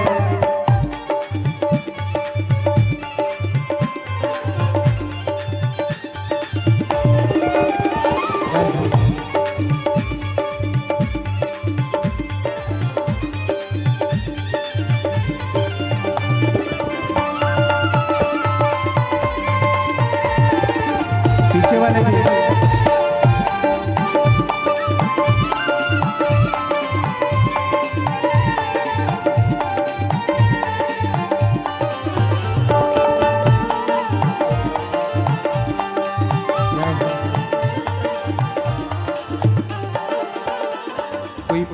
कर्म राधे मेरे सामने आए ना, कोई पाप कर्म राधे मेरे सामने आए ना, कोई पाप करे राधे मेरे सामने आए ना, कोई पाप कर्म राधे मेरे सामने आए ना। जब जब तेरा भजन करूं माया ये सताए ना, जब तेरा भजन करूं माया ये सताए ना, जब जब तेरा भजन करूं माया ये सताए ना, जब जब तेरा भजन करूं माया ये सताए ना। सच्ची भक्ति का वर दीजिए, सच्ची भक्ति का वर दीजिए, सच्ची भक्ति का वर दीजिए, सच्ची भक्ति का वर दीजिए। गाली जी बड़े भाव से, ओ श्यामा प्यारे कृपा कीजिए, श्यामा प्यारे कृपा कीजिए, श्यामा प्यारे दया कीजिए, श्यामा प्यारे दया कीजिए।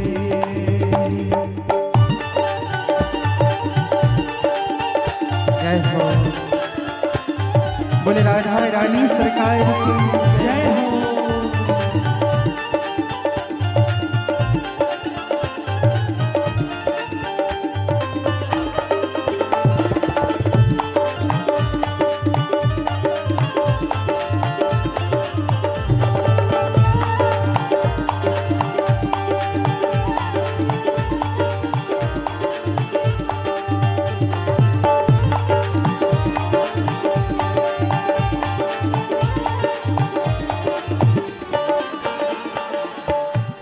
ये दास तो पागल है जगता है रातों में, ये दास तो पागल है जगता है रातों में, ये दास तो पागल है जगता है रातों में, ये दास तो पागल है जगता है रातों में। तुम दिल पे मत लेना पागल की बातों को, दिल पर मत लेना पागल की बातों को, तुम दिल पे मत लेना पागल की बातों को, दिल पर मत लेना पागल की बातों को। जो भी मन में वही कीजिए,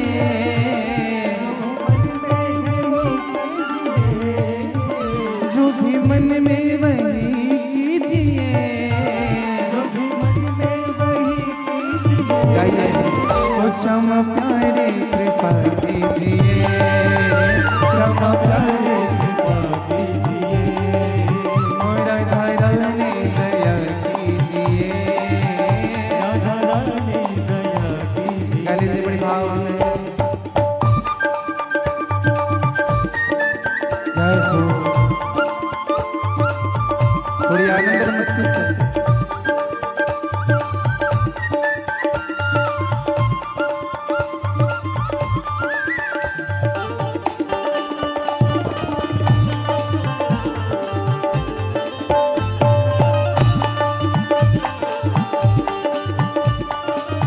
जय हो।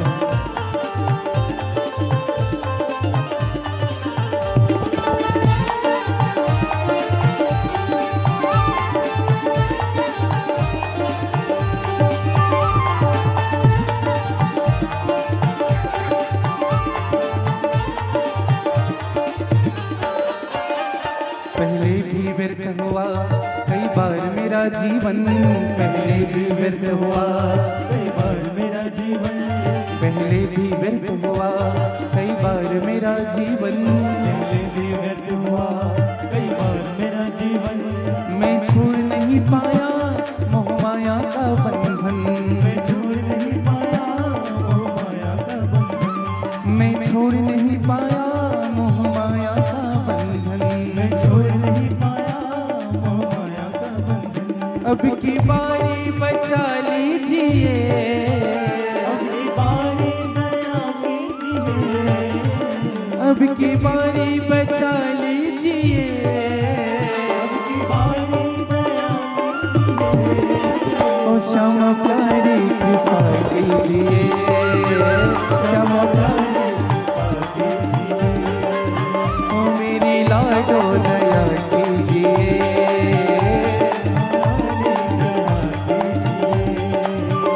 श्यामा प्यारी कृपा कीजिए, श्यामा कृपा कीजिए।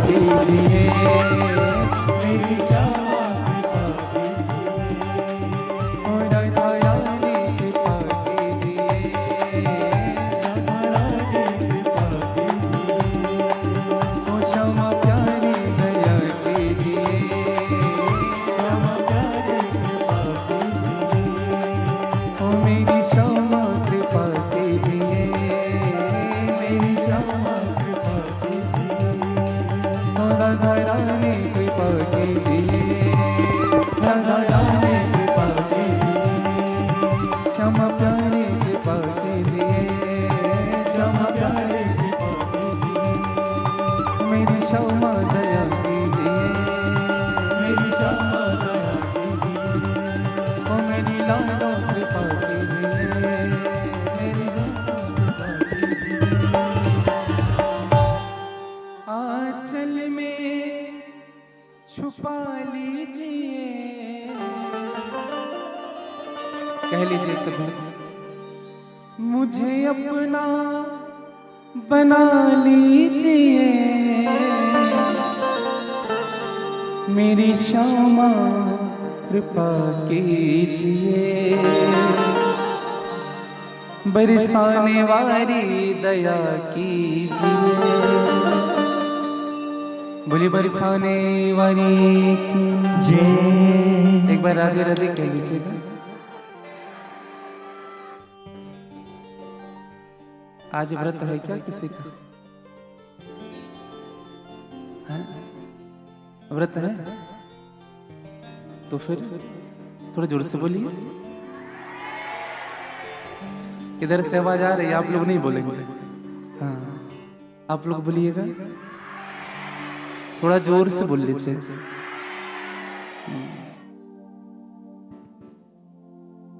राम नाम में आलसी, भोजन में तैयार, ऐसे जीव को बार बार हम नहीं कहेंगे। हाँ, जय जयकार करते रहो भगवान का, राधा रानी का निरंतर नाम लेते रहे। राधा नाम ही हम सबके जीवन का धन है। हाँ, एक व्यक्ति ने हमसे प्रश्न किया कि गुरुजी, आप जब शिव महापुराण करते हैं तो आप भगवान शिव को ही कहते हैं कि वो धन है, और जब आप भागवत जी करते हैं तो राधा नाम को कहते हैं धन है। इसका अर्थ क्या है? इसका मतलब क्या है? हमने उनसे एक बात कही, भैया मेरी राधे जी भी भगवान शिव की उपासक हैं, उपासना करती हैं।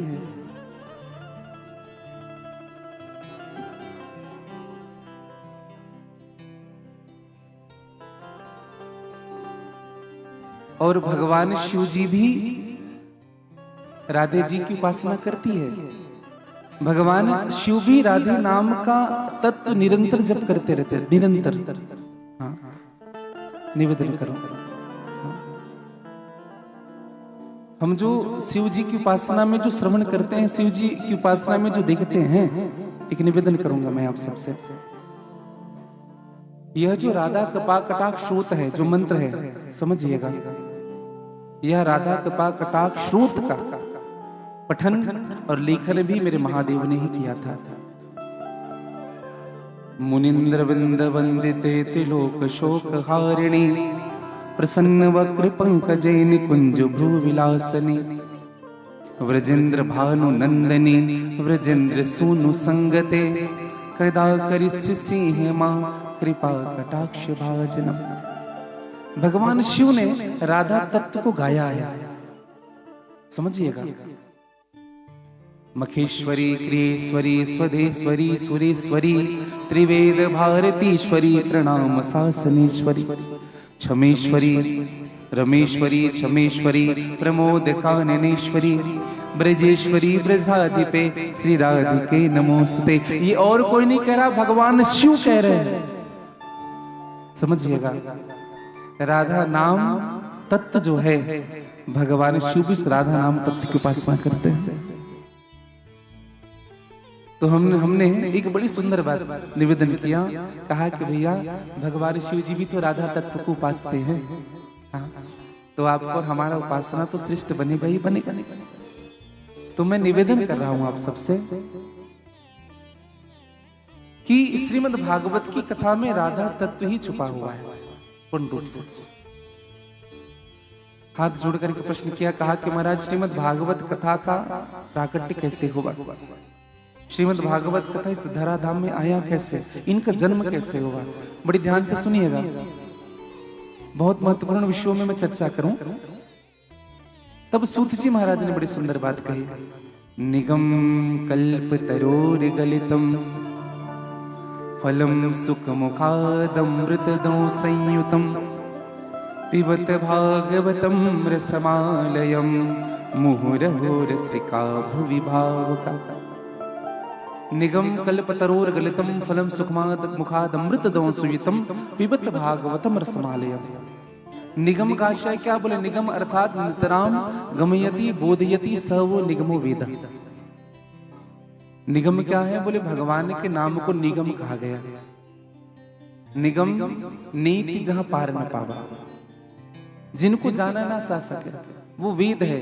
और वेद का पका पकाया फल भागवत है, समझिएगा। अच्छा, हम आप सबसे निवेदन करें, ऐसा कोई फल का नाम बताइएगा जिस फल में न गुठली हो न छिलके हैं, जिस फल में न गुठली हो और न छिलके हो। अच्छा, किनको पता है, जरा हाथ ऊपर करें। जिस फल में गुठली भी नहीं होती, छिलके भी नहीं होते। हाँ, विचार करके उठाइएगा, गलत होगा तो सब आपको फिर हम बताएं। भागवत रूपी ऐसा फल है, ये भागवत ही एक ऐसा फल है जिस फल में न छिलकी है न गुटले। ये सर्वग्राही है भागवत का फल, इसलिए निगम कल्प तरुर गलितम। और ये फल कैसा है, अत्यंत गलित फल है। किसी ने पूछा, महाराज इसमें रस कौन सा भरा हुआ है। जैसे कोई आम होता है तो आम में आम रस भर जाता है, आम के रस को आम रस कहते हैं। मौसम्बी के रस को मौसम्बी का रस कहते हैं, अंगूर के रस को अंगूर का रस कहते हैं। तो भागवत की कथा के रस को क्या कहेंगे। तो एक संत ने बड़ी सुंदर बात कही, अमृतः परमानंदम स एव द्रव रसः। भगवान कृष्ण ही इस भागवत के फल रूपी, इस भागवत के फल में रस रूप में स्थापित है। भगवान श्री कृष्ण ही रसो वैसः रासः, रस स्वरूप परमात्मा। और रस स्वरूप परमात्मा का रस स्वादन करना ही भागवत श्रवण है, समझिएगा। ये रस है, रस सिंधु है। और ये फल है कैसा, बोले अत्यंत मीठा फल है। अच्छा महाराज मीठा है, बोले हाँ, देखो फल बेचने वाले अपने फल को मीठा ही बताता है। अच्छा, कोई आम बेचने वाला कहता है क्या खट्टे आम ले लो, सब कहेंगे मीठे ही आम ले लो। तो कहा महाराज आप तो अपने फल को मीठा ही बताओ। तो उन्होंने कहा कि मैं नहीं कह रहा, दरअसल इस फल को एक तोते ने जूठन किया, और तोता उसी फल को खाता है जो फल मीठा होता है। आप लोग अनुभव करेंगे। अच्छा, किस किस ने तोते का जूठन फल खाया।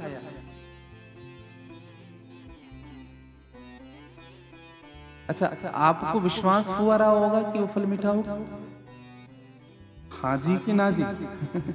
हाँ सबको, क्योंकि हमने, अच्छा हमने भी एक बार सुना था, तोते ने जिस फल को जूठन किया था उस फल को हमने जब खाया तो खूब मीठा था। और तोता खट्टा फल खाए तो नहीं, मीठा ही फल खाते हैं। तो यह फल क्या है, बोले मीठा है। हाँ, तो किसी ने पूछा, बोले महाराज फिर इस फल में रस भगवान के नाम का भरा हुआ है, ये फल मीठा है, फिर किस किस को पिला रहे हो इस फल को। अच्छा, भागवत जी की कथा ना रसाल के समान है। रसाल, रसाल कौन से फल को कहते हैं। आम के फल को रसाल कहते हैं। राम कथा सब भांति रसाला, राम कथा सब भांति रसाला। रसाला आम का फल, अच्छा, आम का फल तो छोड़ो, आम की चटनी कौन कौन खाए? कुछ लोग ऐसे देख रहे जैसे पहली बार सुन रहे हैं। अरे आम की चटनी सब खाए हैं। अच्छा, स्टील राइस के साथ कौन कौन खाए हैं? बासी के साथ? हाँ, कुछ लोग भले ही अपने आप को करें हम बासी, सब खाए हैं, हम पता है। स्टील राइस जो होता है ना, बहुत बहुत शरीर के लिए बहुत अच्छा रहता है। अच्छा, आप देखेंगे जब बासी के साथ आम की चटनी खाओगे ना, तो बासी का जब अन्न समाप्त हो जाता है, तो हमने कई लोगों को देखा है, अब हमने भी किया है कि आम के छिलके भी समाप्त हो जाते थे ना, तो उसी बासी में डुबा डुबा करके आम को, उस चटनी को किया है कि नहीं?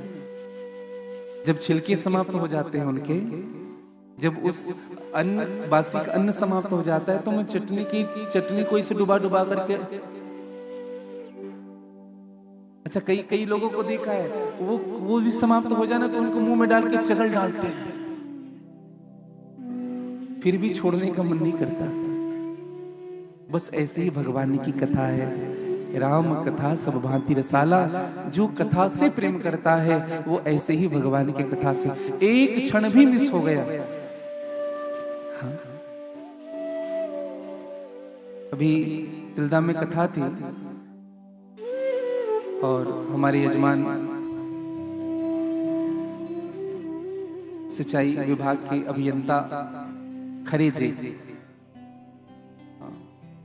वो बैठे हुए थे, तो पूरे परिवार को बुलाए थे वो, और कथा सुनते थे बैठ करके। और परिवार अगल बगल जब बात करते थे तो बिगड़ जाते थे, एक मिनट भी इधर का उधर नहीं। और थोड़ा सा ऐसे ध्यान हो जब इधर होता था ना, तो हमसे आके कहते, गुरुजी क्षमा करिएगा, हमने एक मिनट की कथा मिस कर दी। हाँ, और अच्छा लगता था हमें। कथा से प्रेम जिनका होता है ना भैया, जिनको कथा से प्रेम है, उन्हीं को मेरे गोविंद से प्रेम हो सकता है।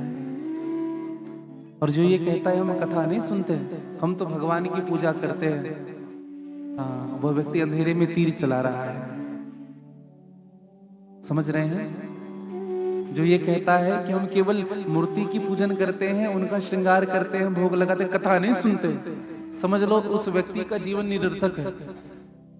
घर में कामधेनु गाय बंधी हुई है और आप दूध लेने के लिए मदार के पेड़ को ढूंढ रहे हो, वहां से दूध मिलेगा। ये मूर्खता है हमारी, समझिएगा। तो ये भगवान की कथा का प्रभाव है। तो सुखदेव सूत जी महाराज से कहा कि किस किस को भगवान की कथा को पिला रहे हो, क्योंकि ये कथा पीने की बात है। तो कहा कि मुहुरहु रसिका भुवि भाव का, मुहुरहु रसिका भुवि भाव का। दो को, मुहुरहु रसिका भुवि भाव का, रसिक को और भावुक को। अच्छा बताइए, भगवान की कथा सब सुनने आए हैं? आप सब आए हैं सुनने के लिए? आनंद किसको आ रहा है? सबको आ रहा है। आप हाथ मत उठाइए, हम नहीं करें क्या?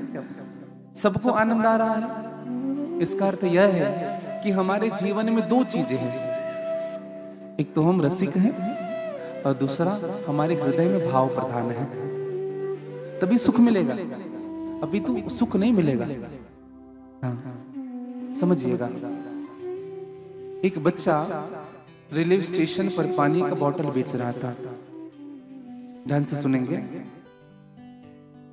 एक संत उस बच्चे को देख रहे थे और उस संत के बगल में एक सेठ बैठा हुआ था। उस सेठ जी ने उस लड़के को बुलाया, ए बच्चा इधर आ। लड़का गया। सेठ जी ने कहा पानी कैसे दिए? कहा सेठ जी 20 रुपए। हाँ, एक बोतल 20 रुपए। सेठ जी ने कहा 20 में देगा, हम मंगल रहे हैं, हमें दे। एक काम कर, हम इनका 15 दे रहे तुम्हें, तू दे दे। लड़के ने कहा सेठ जी नहीं हो सकता। हाँ, 20 से 1 रुपए कम नहीं होगा। हाँ, सब देना पड़ता है हमको, यहाँ का किराया सब चीज देना पड़ता है, परमिशन ली सब देना पड़ता है। 20 में आप लेंगे तभी हम दे पाएंगे। सेठ जी ने कहा 15 में देना है तो दे, नहीं तो जा यहाँ से। अब वो लड़का चला गया, पानी का बोतल बेचता था, लेकर के चला गया। 16 साल का लड़का था। अब चला तो गया, लेकिन सेठ जी को देख करके बार बार हंसे, फिर देखे फिर हंसे, फिर देखे फिर हंसे। अब ये सारी बातों संत देख रहा था बैठ करके। संत ने उस लड़के को बुलाया, ए बच्चा इधर आ बेटा। संत के पास गए, प्रणाम पंडित जी। हाँ जी पंडित जी। पंडित जी ने कहा कि बेटा तुम इतना हंस क्यों रहे हो सेठ जी को देख करके? एक बात तो हमारी समझ में आ गई, उन्होंने 15 कहा, तुमने 20 कहा, तुम दोनों का विनिमय जमा नहीं, लेन देन जमा नहीं, तुम नहीं दिए उनको पानी, लेकिन तुम बार बार देख करके हंस क्यों रहे हो? उस लड़के ने जो बात कही ना भैया, वो सुनने योग्य थे। उस लड़के ने कहा, पंडित जी सत्य कहूं, दरअसल उस सेठ जी को प्यास लगी ही नहीं थी। उस सेठ जी को प्यास लगी ही नहीं थी, वह तो केवल मूल भाव करने के लिए मुझे बुलाया था। वो तो समय गुजार रहा था बस। अगर उसको प्यास लगती तो पहले पानी लेता, फिर पीता, फिर पूछता कितना देना है बता। जिनको प्यास लगी होती ना, वो ये नहीं पूछता कि कहाँ का पानी है, छान करके लाए हो कि नहीं, एक करके लाए हो कि नहीं। प्यास लगी पहले पिएंगे। और जिनको प्यास नहीं लगी रहती ना भैया, जिनको भूख नहीं लग रहा था, वो 50 कमी निकालेंगे, इसमें थोड़ा नमक अधिक होना था, ये नमक कल ठीक था, यार थोड़ा कम कर दिया आपने। जिनको भूख और प्यास नहीं होती, अच्छा पानी के महत्व को कोई प्यासा ही समझ सकता है, उसी प्रकार से भागवत रूपी इस रस का महत्व को वही प्यासा समझ सकता है जो भावुक है कथा के प्रति, जो हृदय में भगवान के प्रति रस भरा हुआ है। अहो रस का भूय भाव का। और बड़ी सुंदर बात कही, नये नहीं संत दरस नहीं देखा, लोचने मोर पंख असलेखा। नये नहीं संत दरस नहीं देखा, लोचन मोर पंख असलेखा।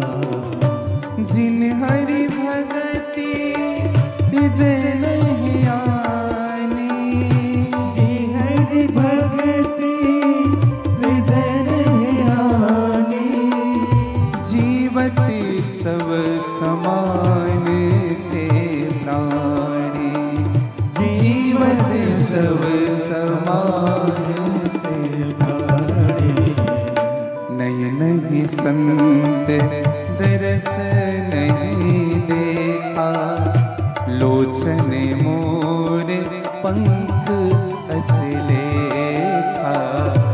नये नहीं संत दरस नहीं देखा। गाली से भाई, लोचन मोर पंख असले। मोर पंख मोर पंख असलेखा। नये नहीं संत दरस नहीं देखा। कथा श्रवण करने की पद्धति बताई गई है, जो भगवान की कथा नहीं सुनता है ना भैया, हाँ, जो संत का दर्शन नहीं करे, उनके आंख केवल शोभा की वस्तु है, मोर पंख के समान केवल सजा करके रखे हैं। कुलिस कठोर निठुर सोई छाती, सुनी हरि चरित न जो हर्षाते। सूत्र दिया गोस्वामी तुलसीदास जी ने, उस व्यक्ति का शरीर वज्र के समान है जो भगवान की कथा को श्रवण करके हर्षित नहीं होता है, जो आनंदित नहीं होता है। एक बात कहते हैं, कहें आपको, कई ऐसे कथा सुनने वाले मिलेंगे, हाँ, जो 3 घंटे ना ऐसे ही बैठेंगे, कुछ भी कहो, ना एक्शन ना कोई रिएक्शन, ना हंसेंगे ना कोई कुछ हलचल होता है। अच्छा, यहाँ तो मुझे बड़ा सुख मिलता है, हाँ, क्योंकि जगदलपुर की जो श्रोताएं हैं मेरे हृदय में बसते हैं, हाँ। और मुझसे कई स्थानों में बार बार प्रश्न भी किया जाता है कि गुरुजी आप जगदलपुर जाते हो तो बहुत अलग हो जाते हैं, आप जब जगदलपुर जाते हो तो आपको खूब। हमने कहा हाँ, क्योंकि वहां की श्रोताएं ही ऐसे हैं, जिनके हृदय में प्रेम, करुणा और भक्ति दिखता है, छलाछल भरा हुआ है।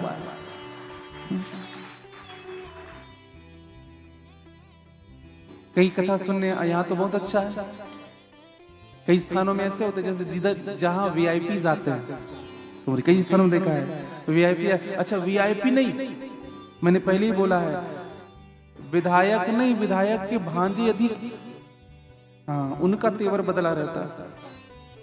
सांसद के नहीं, सांसद के भतीजे के।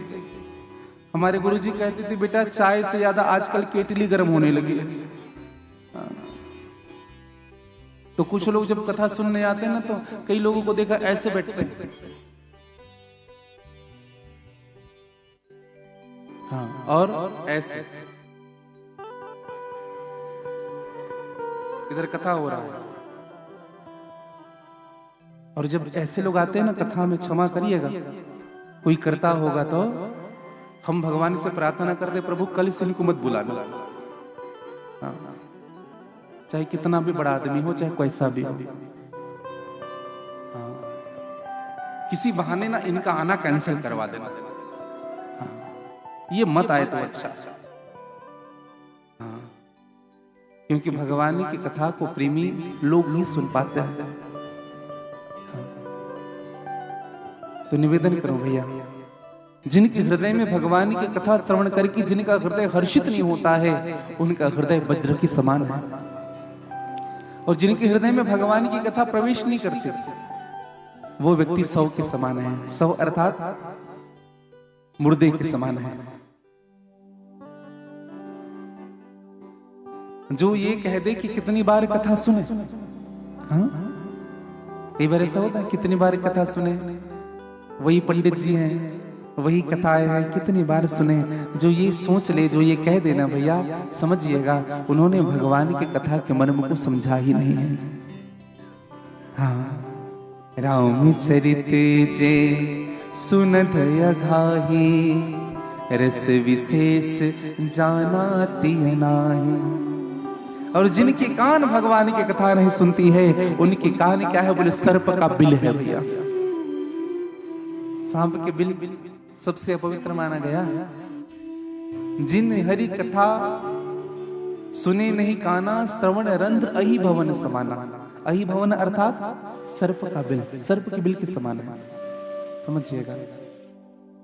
कथा श्रवण करने का भाव। हाँ एक आदमी कथा सुनने गया, कभी नहीं जाता था सुनने, अचानक सेठ जी थे कथा सुनने गए, सब लोग कथा पंडित जी को कम देखे, उनको देखे बार बार, ये भी आ गया पहली बार है? तो सेठ जी आए, तो आयोजक जो थे उन्होंने कहा नगर का सेठ आया है, जाकर के कहा सेठ जी आइए आइए बैठिए। अब जैसे सेठ जी को कहा आइए बैठिए, सेठ जी आए और बैठे, और ऐसी सोफा लगी रही होगी। सेठ जी आंख बंद किया, निद्रा देवी का आह्वान किया और पूरी कथा भर सोते रहे। अब आरती भी हो गई, प्रसाद भी बट गया, सब जब जाने लगे तो आयोजक की दृष्टि पड़ी सेठ जी को, कहा इनको भी उठाओ। अब ऐसे उठाया, सेठ जी ने आंख खोला, अच्छा सेठ जी जाइए। अब सेठ जी चली गए। सेठ जी को समझ नहीं आया कि मैं कथा सुनने आया था कि तीन बातें, आइए बैठिए और जाइए। सेठ जी मन में सोचते रहे ये क्या मैंने सीखा। अपनी पत्नी से जाकर के कहा अच्छा कथा में यही चलता है, आइए बैठिए और जाइए। उसी दिन सेठ जी सोए हुए थे, रात में एक चोर आया चोरी करने के। अब सेठ जी को बड़बड़ाने की आदत थी और सेठ जी दिन भर वही सोच रहे आइए बैठिए जाइए, आइए बैठिए जाइए। अब जैसे चोर आया, सेठ जी बड़बा रहे आइए। चोर ने कहा सेठ जी ने देख लिया। अब चोर दबे पांव जाने लगे, सेठ जी ने कहा बैठिए। अब चोर ने कहा अब मेरी खैर नहीं, देख लिया। एक सीटी बजाएंगे, एक सैरन बजाएंगे, सब दौड़ करके खूब पिटाई भएगी मेरी। चोर जो दूसरे के घर से चोरी किया हुआ था ना हीरे जवाहरात, उनको कहा सेठ जी इनको रख लो। अच्छा कुछ लोग सोते तो आंख खुला रहता है ऐसे, अब देखेंगे, और सेठ जी का स्वभाव वैसे ही था। चोर ने कहा सेठ जी ये सब पैसे रख लो, अब हम आज के बाद चोरी नहीं करेंगे, हमें पुलिस के हवाले मत करना, हमें पिटाना मत सेठ जी। अब सेठ जी ने थोड़ी देर बाद कहा जाइए, पूरा पैसा भी मिल गया, वो चोर चला भी गया। तो जब वो जाने लगे शेर, तो चोर जब चला गया, सुबह जब नींद खुला सेठ जी का, तो उनके बिस्तर में 10 तोले हार रखे हैं, सोने हैं, कंगन है, बिंदिया है, चोरी का माल उन्हीं के यहाँ। सेठ जी ने कहा अच्छा, मैं रात भर यही जब कर रहा था, आइए बैठिए जाइए, आइए बैठिए जाइए, और भगवान ने ऐसी कृपा कर दी, इतना धन। अच्छा विचार करिए, ये जो मंत्र मिला था वो सच्चा था कि झूठा? सच्चा था कि झूठा? क्या था? झूठा था, सच्चा मंत्र नहीं था। अच्छा विचार करिए, जब झूठे मंत्र से कोई सच्चा चोर भाग जाता है, चोर था सच्चा, मंत्र था झूठा, लेकिन झूठे मंत्र से सच्चा चोर जब भाग जाता है, तो कहीं आप भगवान के सच्चे मंत्र को अगर ले लेंगे, तो क्या हमारे हृदय के काम, क्रोध, मद, लोभ, झूठे चोर भागेंगे नहीं? अगर हमने भगवान की कथा से अगर सच्चा मंत्र स्वीकार कर लिया, तो ये झूठे चोर हमसे बहुत जल्दी दूर हो जाएंगे। हाँ, इसलिए भगवान के नाम की निरंतरता जीवन में होनी चाहिए, निरंतरता। आज सुखदेव जी महाराज से, सूत जी महाराज से प्रश्न किया कि महाराज आज हम आपसे 1 नहीं 2 नहीं बल्कि 6 प्रश्न करना चाहते हैं, 6 प्रश्न। और एक निवेदन करूं आप सबसे, इन 6 प्रश्नों पर ही संपूर्ण भागवत आधारित है। पहला प्रश्न किया गया, मानव का परम धर्म है क्या? परिक्रमा लगाना धर्म है? 4 बजे उठकर स्नान करना धर्म है? लाखों करोड़ों का दान करना धर्म है? धर्म क्या है? दूसरा प्रश्न किया गया, लोग कहते हैं शिव जी को मानो, कोई कहते हैं दुर्गा जी को मानो, कोई कहते हैं शिव जी को मानो, कोई कहते हैं कृष्ण जी को मानो, कोई कहते हैं साईं बाबा को मानो। माने किसको? इस कलिकाल में 33 कोटि देवी देवता हैं। 33 कोटि का मतलब करोड़ नहीं है, समझिएगा। 33 कोटि 33 प्रकार के, जिनमें 11 रुद्र है, 12 आदित्य है, कितने हुए? 23। 8 वसु हुए, कितने हुए? 31। 8 वसु, नारद और दक्ष, ये मिल गए 33। किसी किसी पुराणों में अश्वनी और कुमार की भी चर्चा की गई है। तो ऐसे 33 कोटि देवी देवता है, 33 प्रकार के, समझिएगा। तो 33 कोटि देवी देवता। अच्छा आजकल की विडंबना बताएं, किसी गांव से कोई देवी प्रकट हो रहा है, किसी गांव से कोई देवता प्रकट हो गए, बोले भगवान प्रकट हो गए, 33 कोटि कम थे और प्रकट हो रहे हैं। निवेदन करो, किसको माने, किस पर अपनी आस्था रखे? तीसरा प्रश्न किया गया, वेद में परमात्मा को अजन्मा कहते हैं, तो जो भगवान अजन्मा है उनका जन्म क्यों होता है? अगुण अरूप अलग अज जोई, भगत प्रेम सगुण ही होई, वो जन्म क्यों लेते हैं? वो कौशल्या का पुत्र बनकर के क्यों आते हैं? वो दशरथ का पुत्र बनकर के क्यों आते हैं? वो देवकी नंदन क्यों कहलाते हैं? हमारा चौथा प्रश्न है, महाराज भगवान के अवतार कितने होते हैं? हमने सुना है कि 10 अवतार होते हैं, कोई संत कहते हैं नहीं 24 अवतार होते हैं, किसी तो हमने यह भी कहते सुना, हरि अनंत हरि कथा अनंता, भगवान अनंत है। मूल रूप से भगवान के अवतार कितने हैं? एक संत ने तो कहा, 5वां प्रश्न कहा कि महाराज हमें कथा तो सुनाइए, लेकिन सार बातों को बताइए, जो सार तत्व है। और 6वां प्रश्न किया गया, जब भगवान धर्म की स्थापना करके जब स्वधाम चले जाते हैं, तो धर्म किसकी शरण पर जाता होगा? इन 6 प्रश्नों का उत्तर देने के पहले सूत जी महाराज ने सुखदेव जी के चरणों पर प्रणाम किया, क्योंकि श्रीमद् भागवत की कथा श्रवण कराने वाले सुखदेव महाराज। श्रीमद् भागवत कथा के वक्ता कौन? सुखदेव जी महाराज। और सुखदेव जी कौन है? किसके अंश हैं सुखदेव जी महाराज?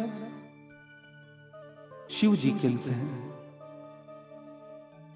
मैंने पहले ही निवेदन किया, भागवत जी के कहने वाले भी शिव जी। देवी भागवत कथा को कहने वाले भी शिव जी। हम जो शिव पुराण सुन रहे हैं 2 वर्षों से, 1 लाख मंत्र में शिव जी ने पहले शिव पुराण का निर्माण किया, बाद में व्यास जी ने इनके 24,000 मंत्र निकाले। अर्थात शिव की कथा कहने वाले भी शिव जी। रामचरितमानस रचि महेश निज मानस राखा, शिव जी ही हैं जिन्होंने रामचरितमानस लिखा। किसी ने कहा, बोले महाराज संवत 1631 को रामचरितमानस को प्रतिपादित किया गया। अभी राजस्थान में कुछ विधर्मियों ने एक बात कही कि जो रामचरितमानस को जो हम कह रहे हैं, ये परमादरणीय परम श्रद्धेय श्री तुलसी पीठाधीश्वर जगत गुरु रामभद्राचार्य जी महाराज ने कहा कि रामचरितमानस को राष्ट्रीय ग्रंथ के रूप में स्थान मिलनी चाहिए। तो कुछ विधर्मियों ने, जो विरोध करने वाले हैं हमारे सनातन के, हमारे धर्म के, उन्होंने कहा रामचरितमानस का निर्माण तो संवत 1631 में होगा। मैं निवेदन करना चाहूंगा, और जिनको इस बात का ज्ञान नहीं वो सुन ले कि संवत 1631 को रामचरितमानस प्रकाशित हुआ है, निर्माण नहीं हुआ। ये प्रकाशन की तिथि है संवत 1631। दरअसल इनके निर्माण का समय है, भगवान शिव ने किया है इनका निर्माण, और भगवान शिव अनादि है। रचि महेश निज मानस राखा, भगवान शिव ने इनकी रचना की है, और भगवान शिव ने ही इनका नाम रामचरितमानस लिखा। समझिएगा, हमारे जो धर्म ग्रंथ हैं ये सनातनी परंपरा से हैं भैया। और सनातन की परंपरा 200, 400, 500 साल की नहीं, ये तो अनंत है। मैं तो कहूं भगवान कृष्ण भी नहीं बता सकते कि सनातन कब से है। मेरे भगवान राम जी भी नहीं कह सकते कि सनातन कब से है। और ये जितने धर्म आए हैं, अच्छा एक बात बताइए, हम जो सनातन के अंतर्गत, क्षमा करिएगा, कई हमारे जैन भाई बहन ये कहते हैं कि हम सनातनी नहीं है, हम हिंदू नहीं है। तो कौन है? हम जैनिज्म में है। कोई हमारे हिंदू भाई कहते हैं हम हिंदू नहीं है, तो हम बौद्धिज्म में है।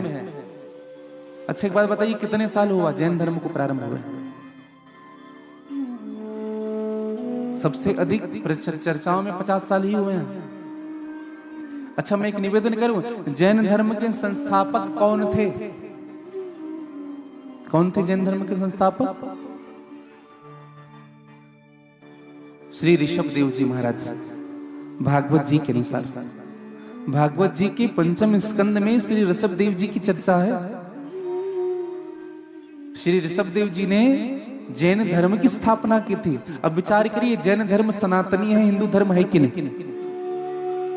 बौद्ध धर्म, हम अपने आप को बौद्धिज्म कहते हैं। भगवान के 24 अवतारों में 23वें नंबर का अवतार है भगवान बुद्ध का,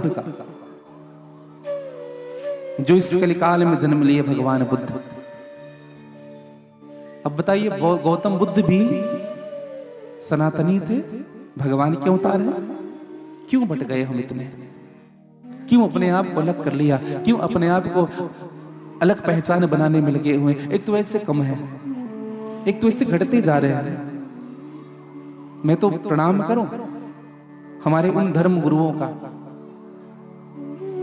एक सनातन बोर्ड का निर्माण किया जा रहा है हमारे इस राष्ट्र में, हमारे इस देश में।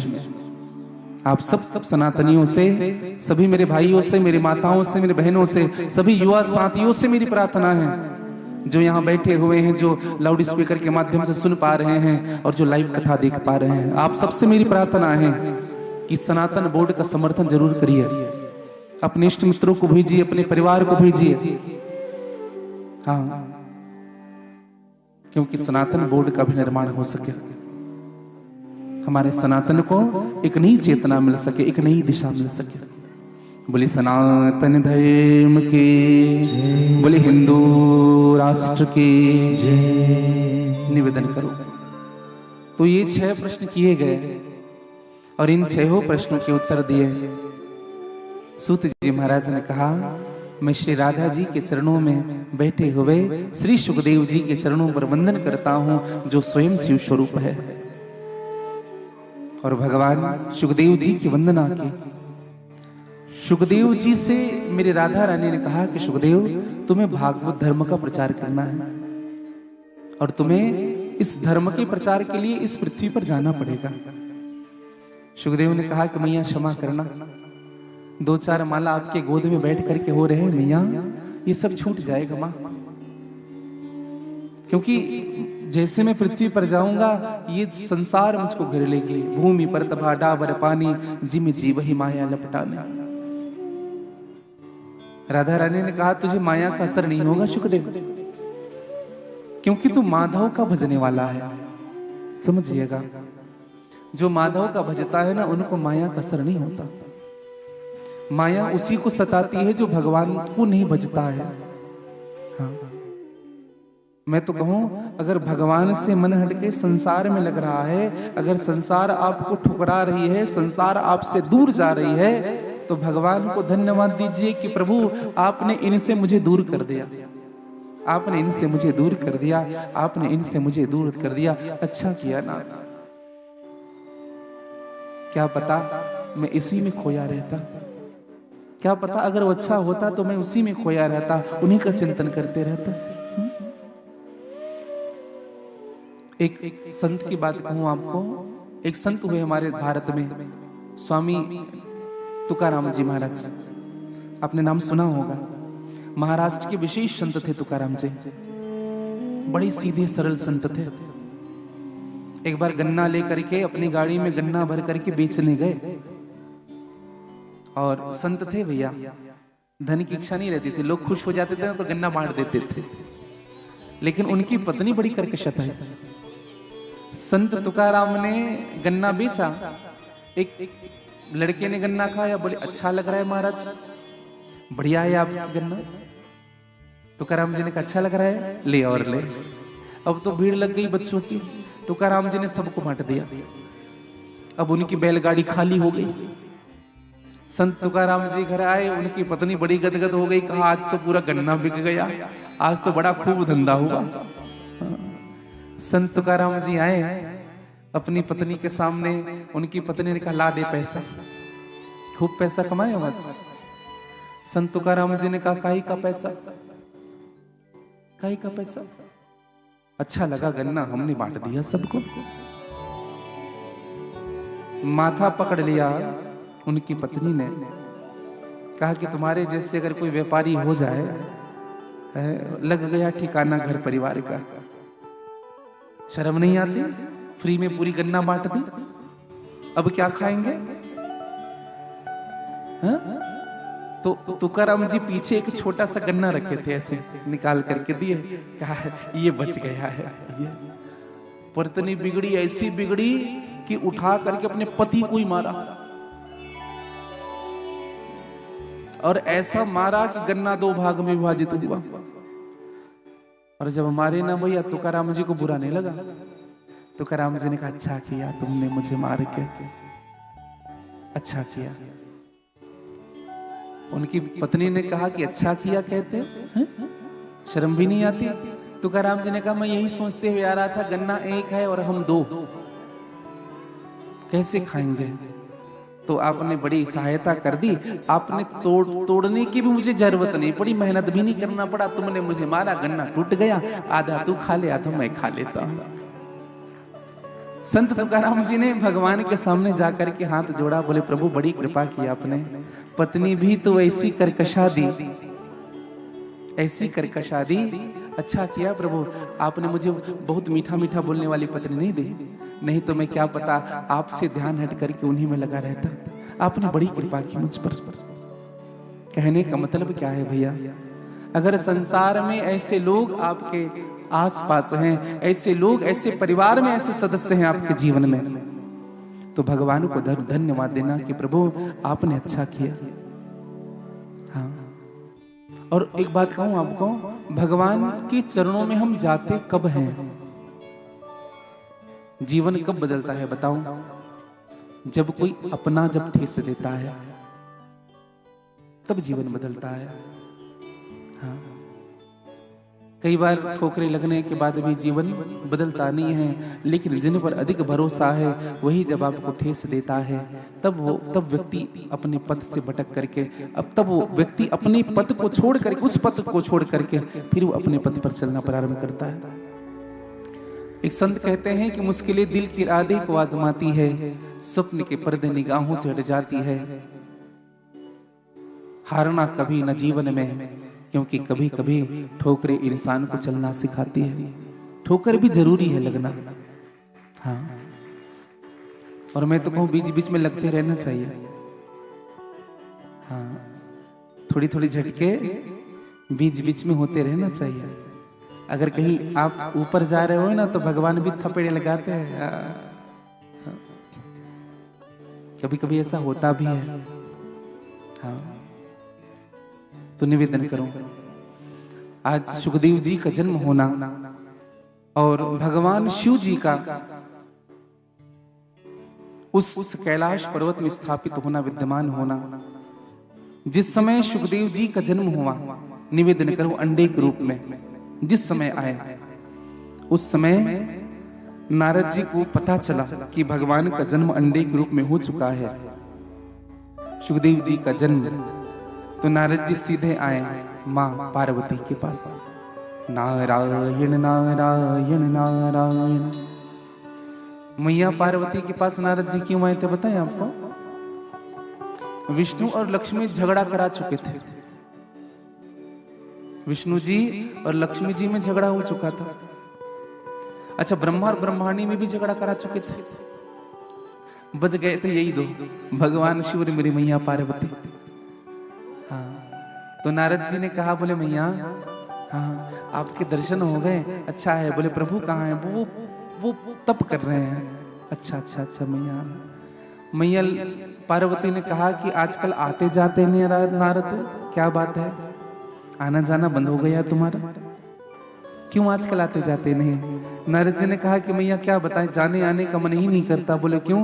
स्वार्थ लाभ करे सब प्रीति, सुर नर मुनि सब की यही रीति। मैया सब स्वार्थी हो गए हैं। हाँ। अच्छा, कभी कभी हमें यह भी विचार करना चाहिए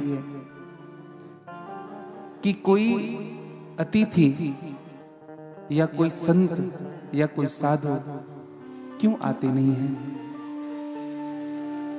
कोई अतिथि क्यों नहीं आता? पहले हमारे मामा जी आते थे घर में, आजकल क्यों नहीं आते?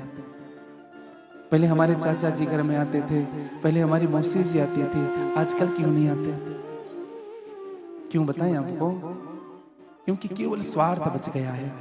हाँ, अगर कोई आएंगे भी ना, हाँ ये जगदलपुर आए हुए तो भैया, हाँ तो सोचा कि चलो आपके यहाँ आ जाए।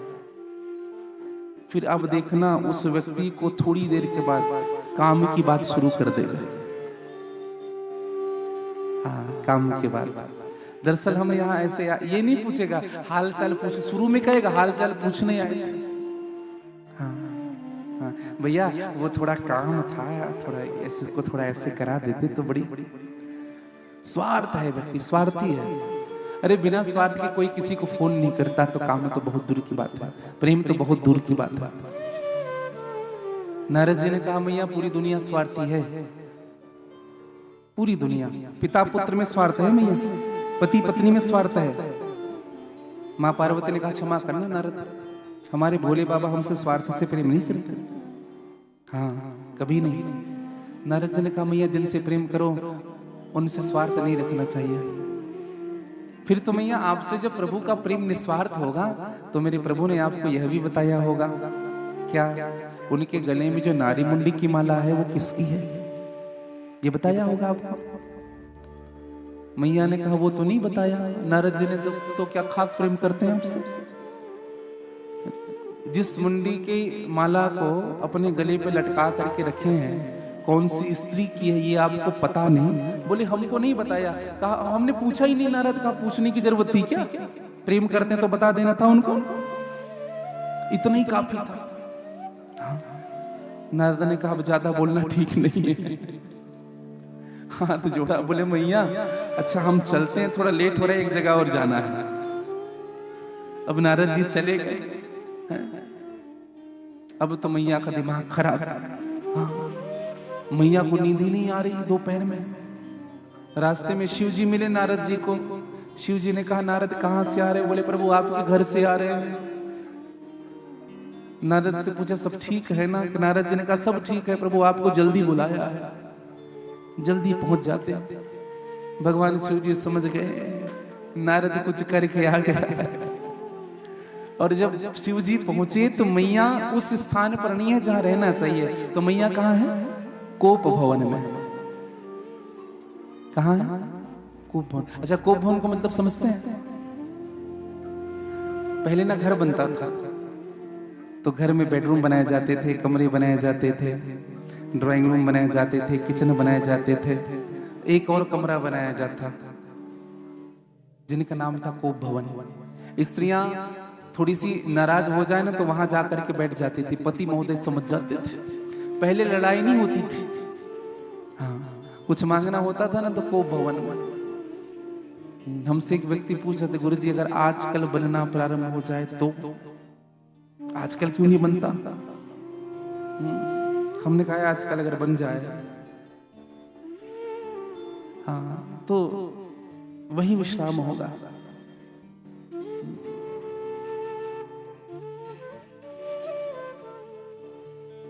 और हमसे एक ने पूछा कि आजकल कोप भवन क्यों नहीं बनता है?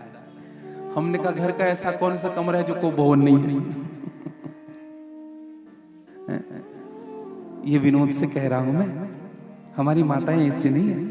हाँ। जितनी सहनशीलता माताओं में होती है ना उतनी शायद किसी में होगा। जितना त्याग मेरी माताओं में है, जितना त्याग स्त्री जितना छोड़ती है स्त्रियां अपने सुख को, शायद कोई छोड़ सकता है। मैं तो कहूं वैराग्य का अगर कोई पर्याय है तो वो स्त्रियां ही हैं।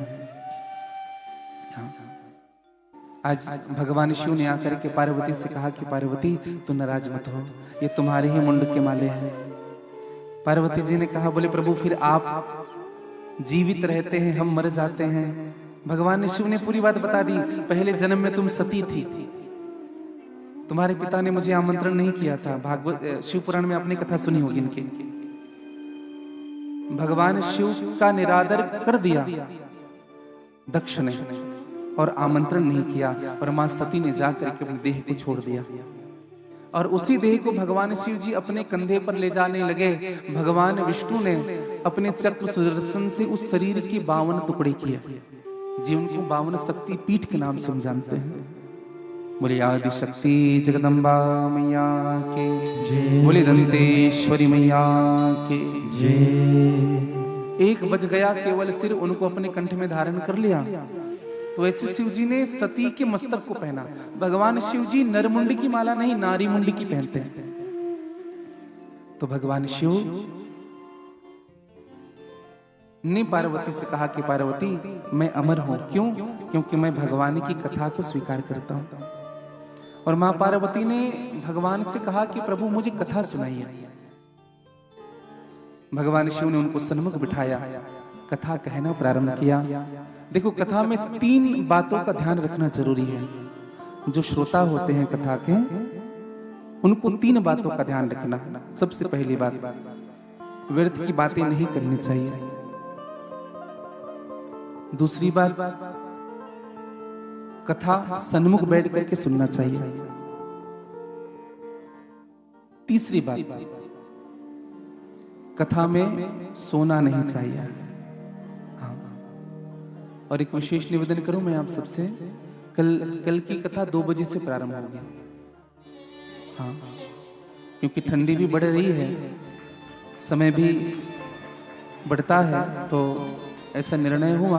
आज प्रारंभ दिवस था,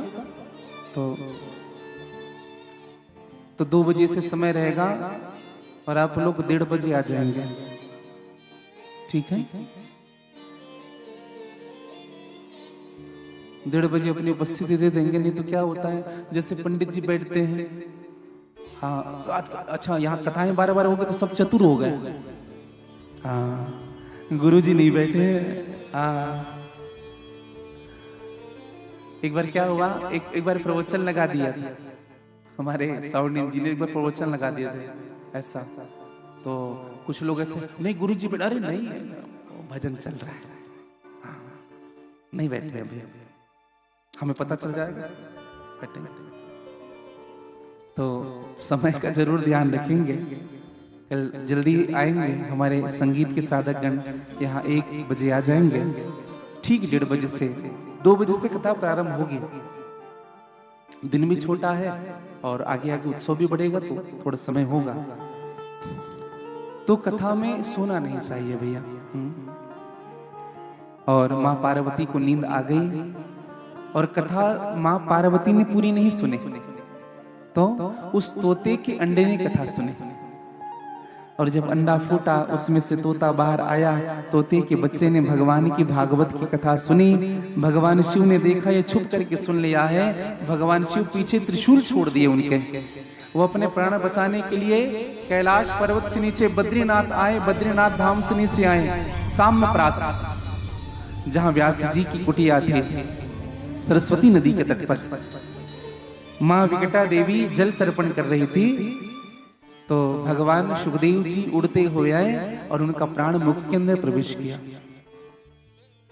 और यही तोता जो गर्भ में प्रवेश थे 12 वर्ष तक मां के गर्भ से बाहर नहीं निकले। और 12 वर्ष के जब बाहर निकले ना बाद, तब यही सुखदेव जी महाराज हुए, जिनके पीछे व्यास जी दौड़ने लगे। कहा पुत्र पुत्र रुक जाओ। सुखदेव जी ने कहा कौन किसका पिता, कौन किसका पुत्र, मैं किसी को नहीं जानता, मेरे तो केवल परमात्मा है। आकाशवाणी हुई, कहा व्यास तुम जिस पुत्र को बुलाना चाहते हो वो इतने साधारण नहीं है, इनको कथा सुनाओ ताकि तुम्हारा यह पुत्र कथा से आएगा। निवेदन करो भैया। व्यास जी ने 2 श्लोक सुनाए गए अपने शिष्यों के द्वारा, और 2 श्लोकों से सुखदेव जी महाराज को पुनः लाया गया। और सुखदेव जी महाराज ने चरण पकड़ लिए, कहा पिताजी मुझे ये और श्लोक चाहिए, मुझे और भागवत सुनाइए। और व्यास जी ने भागवत का दान सुखदेव जी को किया। और सुखदेव जी ने जब परीक्षित को 7 दिन में मरने का श्राप मिला, तभी कथा सुनाई थी। 7 दिन में ऋषि मुनि महात्माओं ने कहा महाराज 7 दिन में मरने का श्राप मिला परीक्षित को, क्या कारण है? परीक्षित कौन था महाराज?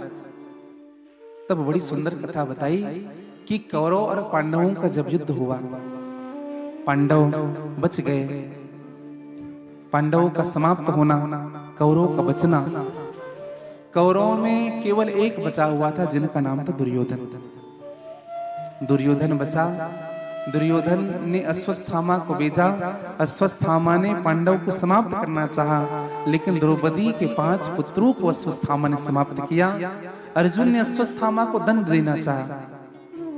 हाँ, जब दंड देने के लिए जब अश्वत्थामा आए तो निवेदन करो भैया, अश्वत्थामा के बाल को पकड़कर घसीटते हुए लाया अर्जुन ने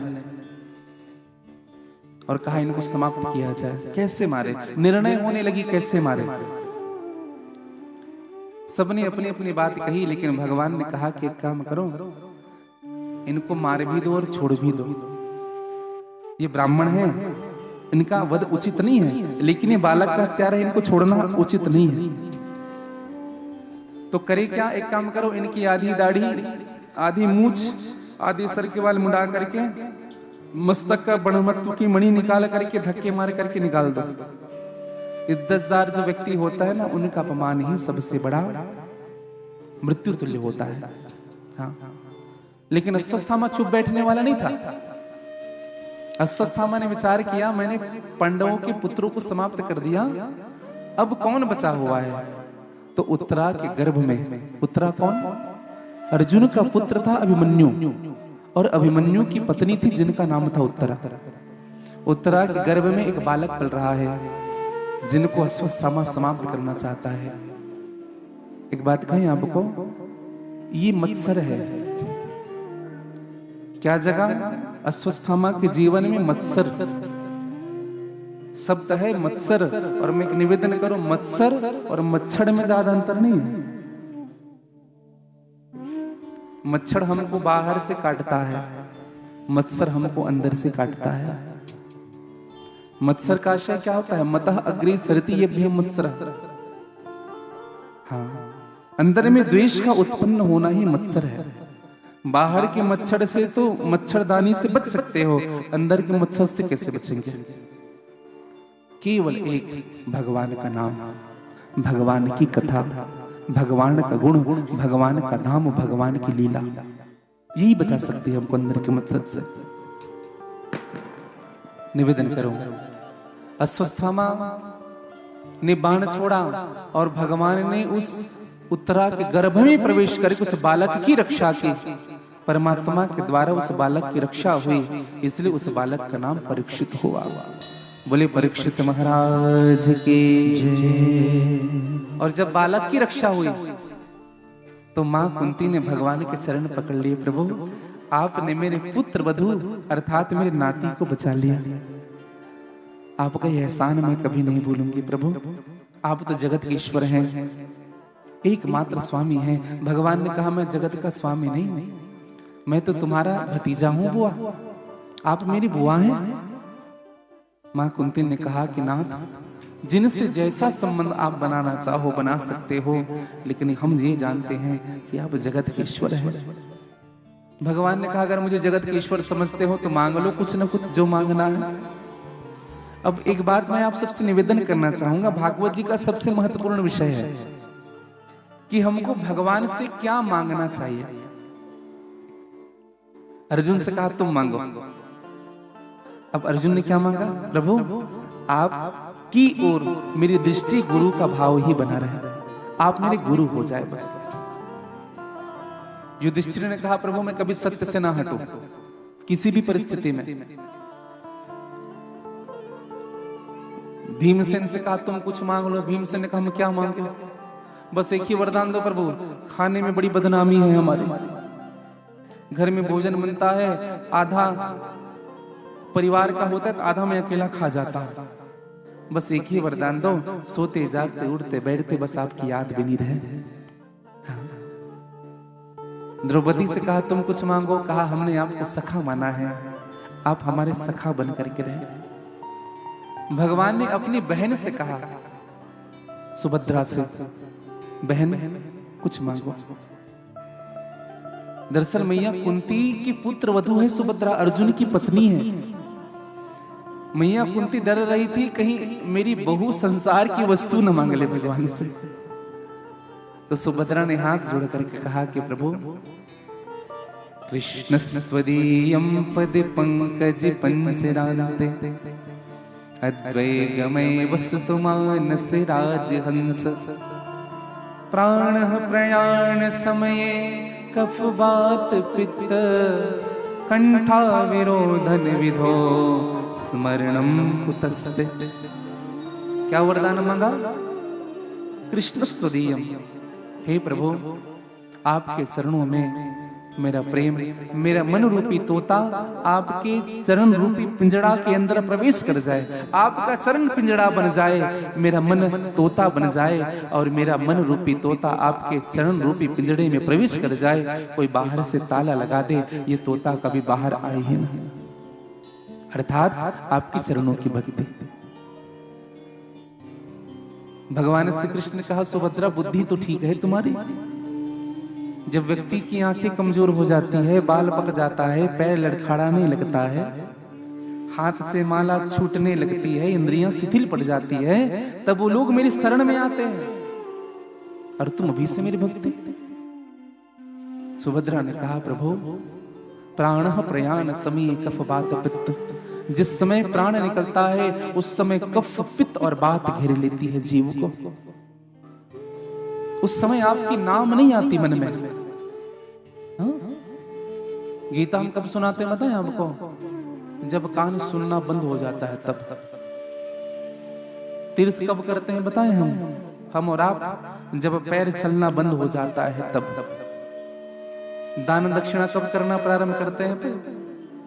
जब धन नहीं रहता हमारे पास, जब हम बच्चों पर डिपेंड हो जाते हैं, जब परिवार पर डिपेंड हो जाते हैं, तब हम दान करते हैं। समझिएगा, जब तक अधिकार मिला है खूब तीर्थ करे, जब तक अधिकार मिला है खूब दान करे, जब तक अधिकार मिला है खूब कीर्तन करे, खूब भजन करे। ना जाने हमारे शरीर का कौन सा अंग काम करना बंद कर दे।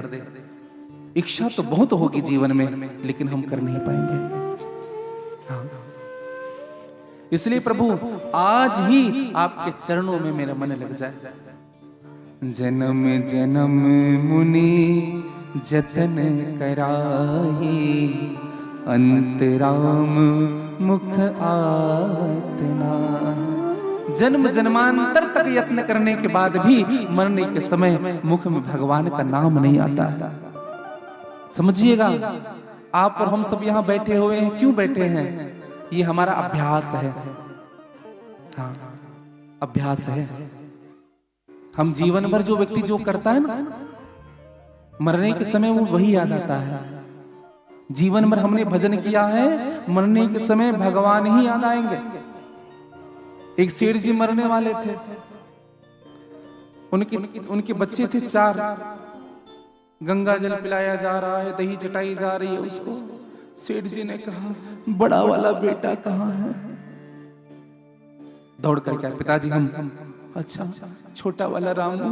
वो भी दौड़ करके आया। तीसरे नंबर का घनश्याम कहाँ है? वो भी आया। अच्छा अच्छा अच्छा, महेश कहाँ है? सबसे छोटा वाला मेरा लाडला बेटा। कहा बस यही कहीं है। ए महेश, पिताजी चिल्ला रहे थे। आया, हाथ, जी पिताजी। बुढ़े मरने की स्थिति में है। 4 लड़के थे, चारों का बहुत बड़ा शौक था। चारों बच्चे मिलकर के देखते थे। बुढ़ा मरने वाला है, क्या कहता है? अरे नालायक को सब, यही वो दुकान में कौन है? अब बताओ, जो मरने वाला है उनको भी दुकान की चिंता, राम राम की चिंता नहीं, काम काम की चिंता है। उद्धार होगा? संभव ही नहीं, हो ही नहीं सकता। तो जो हम जीवन में जीवन भर जो करते हैं, मरने के समय वही आता है। अच्छा, व्यक्ति अंत में अपना स्वभाव दिखा ही देता है। समझिएगा, कितना भी उनको साधु बना लो, कितना भी बना लो, दिखाई देगा। एक जगह लड़की देखने गए थे हमारे एक परिचय के, तो वो बता रहे थे, जो उनके यहाँ आए थे, उनके यहाँ बेटी वो आए थे, तो सामने वाले आए थे, तो लड़की पसंद आ गई। तो लड़के के पिता ने कहा अब लड़की भी पसंद आ गई, तुम्हारा परिवार भी अच्छा है, हाँ, अब क्या चाहिए? हाँ? सब चीज अच्छा है, अब तो बस डेट निकालो, अब तो बड़ी धूमधाम से हम बेटी ले जा रहे हैं। हाँ, बहू नहीं, ज्यादा कुछ नहीं है। हाँ, ये लिस्ट बस देख लो, बाकी सब अच्छा है।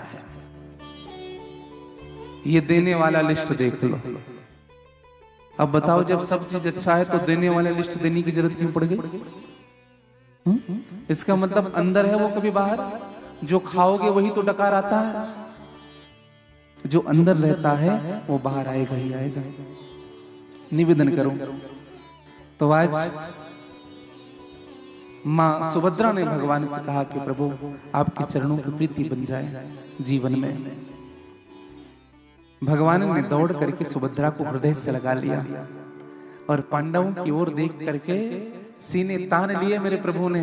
कहा कि मेरी बहन है, संसार की वस्तु कैसे मांग सकती है? मेरी बहन है।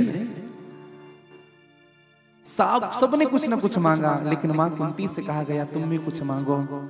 मां कुंती ने हाथ जोड़ लिया, प्रभु आपको अगर देना ही है नाथ मुझे, तो यही वरदान दो प्रभु कि मेरे जीवन में विपत्ति पर विपत्ति आए, मेरे जीवन में विपत्ति पर विपत्ति आए, एक विपत्ति समाप्त न हो, दूसरी विपत्ति तैयार रहे मेरे जीवन के लिए।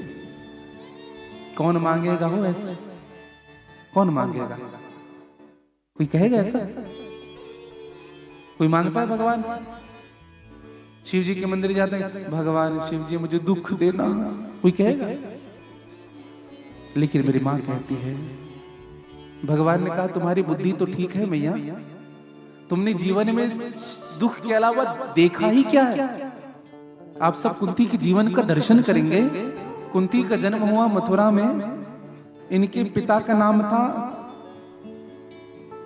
प्रथा, प्रथा इनका नाम रखा गया था। पिता थे सूरसेन जी।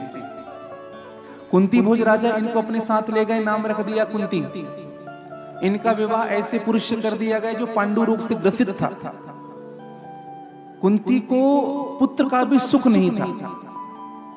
वो तो देवताओं से कुंती ने अपने पुत्रों को प्राप्त किया। उनकी सौत थी माद्री। एक दिन यह जो पांडु था सहवास के लिए अपनी पत्नी के पास गया, माद्री के पास। शरीर शांत हो गया, इनका समाप्त हो गया। माद्री भी सती हो गई पति के साथ। कुंती विचार करने लगी, अब मैं क्या करूं? 5-5 पुत्र हैं जिनको मारने के लिए 24 घंटे कौरव लगे हुए हैं। कभी पुत्र वधू को निर्वस्त्र किया जा रहा है, 12 वर्ष का वनवास, 1 वर्ष का ज्ञातवास, कभी जहर देकर के मारा जा रहा है, कभी लाक्षागृह में जलाने का षड्यंत्र किया जा रहा है। जीवन भर कुंती ने दुख ही दुख पाया, बचपने से लेकर के अभी तक। भगवान ने कहा, बुआ अब जब मांगने की स्थिति बन पा रही है, आज भी दुख चाह रही है? दिमाग तो ठीक है बुआ। मां कुंती ने कहा कि माधव, संपत्ति और विपत्ति किसे कहते हैं माधव पता है? कितना सुंदर परिभाषा है संपत्ति विपत्ति का मेरी मां कुंती के शब्दों में। मां कुंती ने कहा कि माधव, विपदैव नैव विपदः, संपदैव नैव संपदः, विपदः नारायण विस्मृति, संपदः नारायण स्मृति। संपत्ति को संपत्ति नहीं कहते, विपत्ति को विपत्ति नहीं कहते। ऐ माधव, तुम्हें याद रखना ही सबसे बड़ी संपत्ति है और तुम्हें भूल जाना ही सबसे बड़ी विपत्ति है।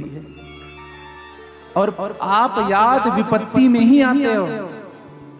हाँ, सुख के माथे सल पड़े जो हरि हृदय से जाए, बलिहारी व दुख का जो पल पल नाम जपाए। जीवन में जब दुख आए ना तो भगवान को धन्यवाद देना, प्रभु आप दुख, मेरे जीवन में दुख देख करके मुझे अपने और निकट कर रहे हो आप।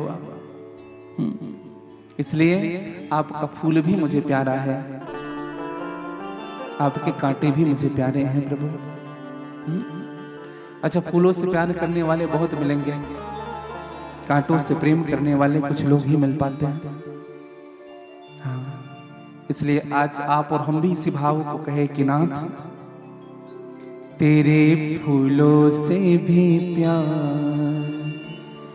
तेरे कांटों से भी प्यार, तू जो भी देना चाहे दे दे मेरे करता, तू जो भी देना चाहे दे दे मेरे करता। तेरे फूलों से भी प्यार, तेरे कांटों से भी प्यार, तेरे फूलों से भी प्यार, तेरे कांटों से भी प्यार, तेरे फूलों से भी प्यार, तेरे कांटों से भी प्यार, तेरे फूलों से भी प्यार, तेरे कांटों से भी प्यार। तू जो भी देना चाहे दे दे मेरे करता, तू जो भी देना चाहे दे दे मेरे करता। तेरे फूलों से भी प्यार, तेरे कांटों से भी प्यार, तेरे फूलों से भी प्यार, तेरे कांटों से भी प्यार। ओ तेरे फूलों से भी प्यार, तेरे कांटों से भी प्यार, तेरे फूलों से भी प्यार, तेरे कांटों से। गा लीजिएगा सभी बड़े भाव से।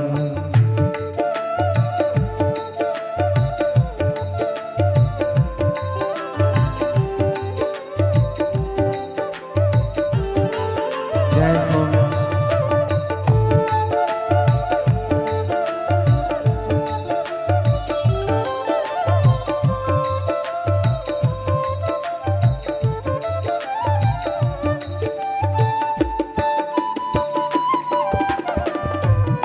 गा लीजिए बड़े भाव से।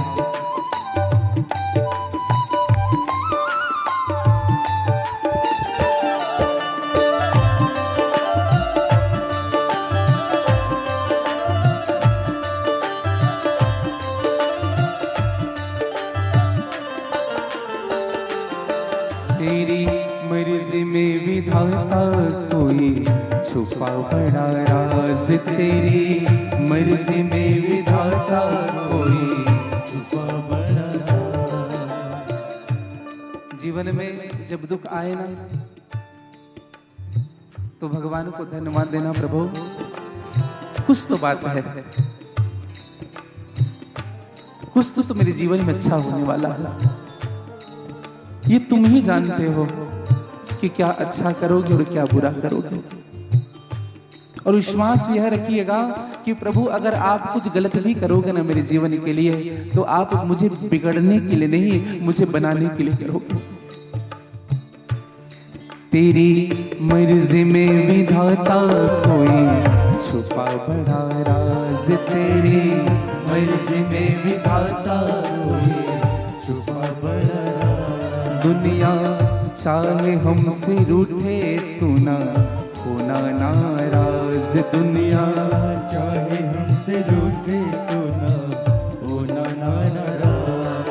तुझे वंदन है बार बार, वंदन है बार बार। हमको कर ले तू स्वीकार, हमको कर ले तू स्वीकार। हो तुझे वंदन है बार बार, तुझे वंदन है बार बार। हमको कर ले तू स्वीकार, हमको कर ले तू स्वीकार।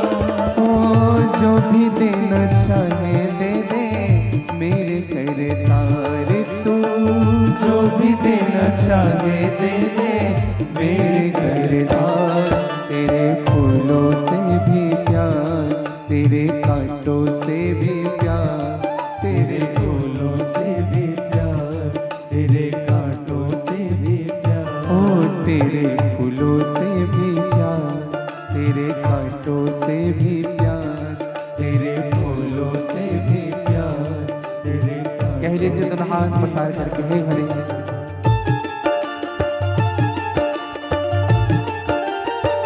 जय हो।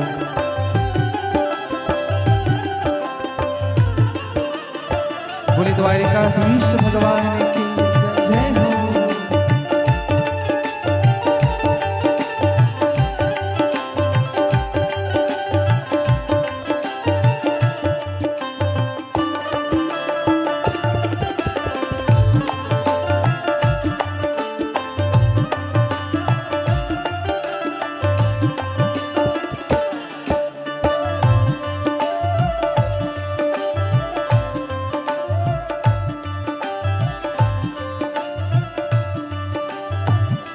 मेरे साथ कह लीजिएगा, हमको दोनों है पसंद तेरी धूप और छाव, हमको दोनों है पसंद तेरी धूप और छाँव। ओ दाता किसी भी दिशा में ले चल जिंदगी की नाव, दाता किसी भी दिशा में ले चल जिंदगी की नाव। हो चाहे हमें लगा दे पार, चाहे हमें लगा दे पार। या डुबो दे हमें मझधार, या डुबो दे हमें मझधार। हो चाहे हमें लगा दे पार, चाहे हमें लगा दे पार। या डुबो दे हमें मझधार, या डुबो दे हमें मझधार। तू जो भी देना चाहे दे दे मेरे करतार, तू जो भी देना चाहे दे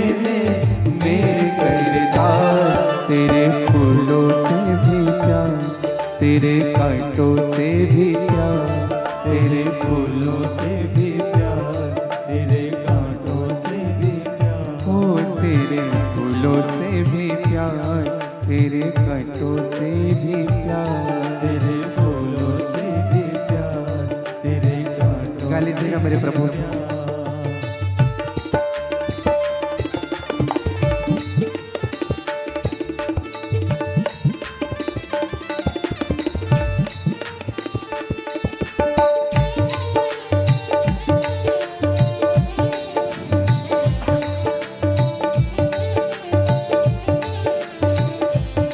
बोलिए भक्त वत्सल भगवान के जय हो।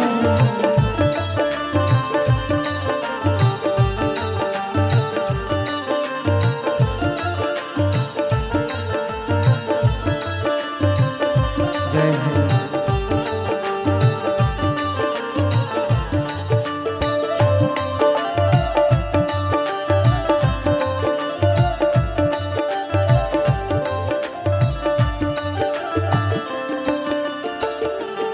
चाहे सुख दे या दुख, चाहे खुशी दे या गम, चाहे सुख दे या दुख, चाहे खुशी दे या गम, मालिक जैसा भी रखेगा वैसा रह लेंगे हम। मालिक जैसा भी रखेगा वैसा सभी कहिएगा। चाहे सुख दे या दुख, चाहे खुशी दे या गम, चाहे सुख दे या दुख, चाहे खुशी दे या गम, ओ मालिक जैसा भी रखेगा वैसा रह लेंगे हम।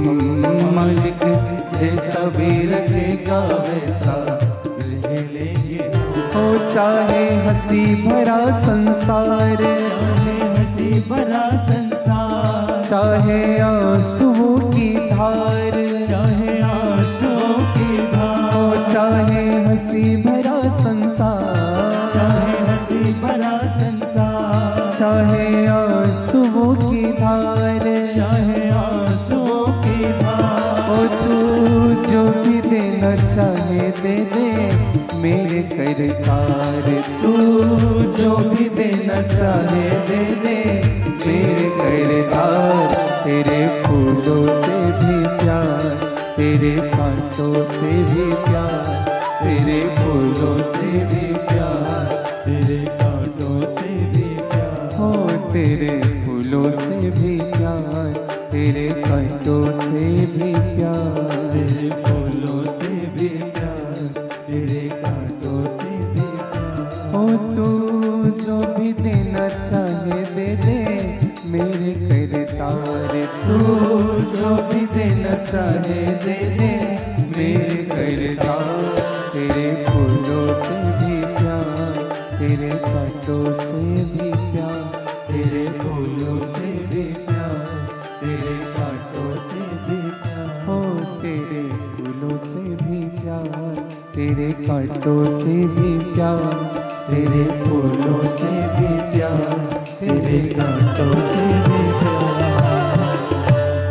हो तू जो भी देना चाहे दे दे मेरे करतार। तेरे फूलों से भी प्यार, तेरे कांटों से भी। कुंती माँ ने कहा प्रभु आप जो देना चाहो। भगवान ने कहा जो नहीं दूंगा, जो मुझे देना है वही दूंगा। आज के बाद तुम्हें दुख नहीं मिलेगा माँ, कभी नहीं। कभी हम अपनी चाह मत रखिए इनके सामने। इसलिए भगवान से कहिएगा प्रभु मैं जो चाह रहा हूं वो मत दीजिए मुझे, जो आप चाहते हो वो मुझे दे दो। मेरे लिए क्या अच्छा है क्या बुरा है आपसे अधिक और कोई नहीं जानता। हाँ। मैंने निवेदन करूं भैया, मां कुंती को आशीर्वाद मिला। आगे कथा ऐसी आती है, परीक्षित का जन्म हुआ, भगवान श्री कृष्ण ने परीक्षित को आशीर्वाद दिया। और कथा ऐसी आती है कि भगवान सुधाम गमन किए, पांचों पांडव भी स्वर्गारोहण के लिए आगे बढ़ते हैं। परीक्षित एक यशस्वी राजा है, चक्रवर्ती सम्राट है। एक दिन परीक्षित जंगल गया आखेट खेलने के लिए, तो एक बैल नीचे पड़ा हुआ था। उनके 3 पग कट चुके थे, एक पैर बचा हुआ था। बैल धर्म का प्रतीक होता है। भगवान शिव जी बैल पर क्यों बैठते हैं? भगवान शिव जी बैल पर नहीं, भगवान शिव जी धर्म पर बैठते हैं। बैल को धर्म का प्रतीक माना गया है। और धर्म क्या है? धर्म के ही 4 चरण हैं, सत्य, दान, दया और पवित्रता। जिसने परीक्षित चरण काटना चाहता है, कलयुग चरण काटना चाहता है, परीक्षित ने दंड देना चाहा, कलयुग ने क्षमा मांगा, बोले प्रभु क्षमा करिए। हाँ, आप हमें मृत्यु दंड मत दीजिए, हम तो आपके राज्य में आए हैं, आपके शरणागत हैं, आप हमें स्थान दीजिए, हम कहाँ रहे। और बड़ी प्रसिद्ध बात है, आप सबको विदित होगी, परीक्षित ने 4 स्थान दिया कलयुग को। ध्यान से सुनेंगे। कुछ लोग कहते हैं वो कलयुग कहाँ कहाँ रहते हैं, तो 4 स्थान में कलयुग है भैया। ध्रुतम पानम स्त्रियः सोनः यथा धर्मः चतुर्विधा। कहाँ कहाँ? जहां जुआ खेली जाती है वहां कलयुग रहता है। हाँ, ताश के पत्ती फेंटे जाते हैं ना, जहां जुआ खेली जाती है। दूसरा, जहां शराब पिया जाता हो वहां कलयुग रहता है। जहां शराब जो लोग जाते हैं, हाँ, मधुशाला,